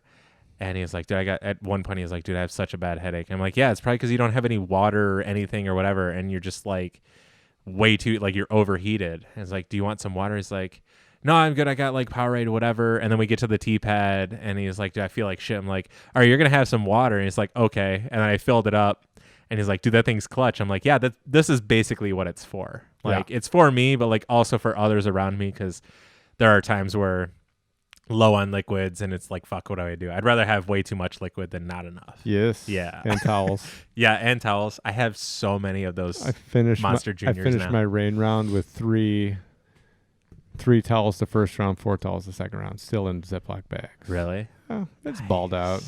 Well, using the Pro D, you don't really have to dry them off. Yeah. I dried it off for 10, and then I released it up there. It was what it was. Way too grippy.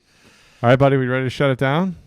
I guess, dude. It's only been 3 hours, 10 minutes. We're probably good. Whatever. We'll come back to this. Yeah, there's so much. Hopefully a lot of this made sense. There has been some time missed and a lot to cover. Yes.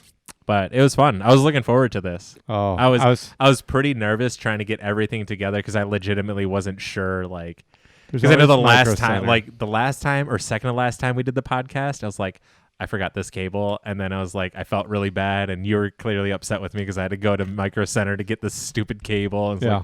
like, I'm just gonna grab everything. Like, if it looks remotely important to podcast, Yeah. I'm grabbing it. Yeah. So I think we got everything. Nailed it. Whatever.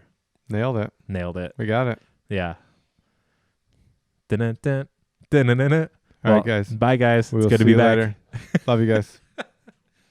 Mwah.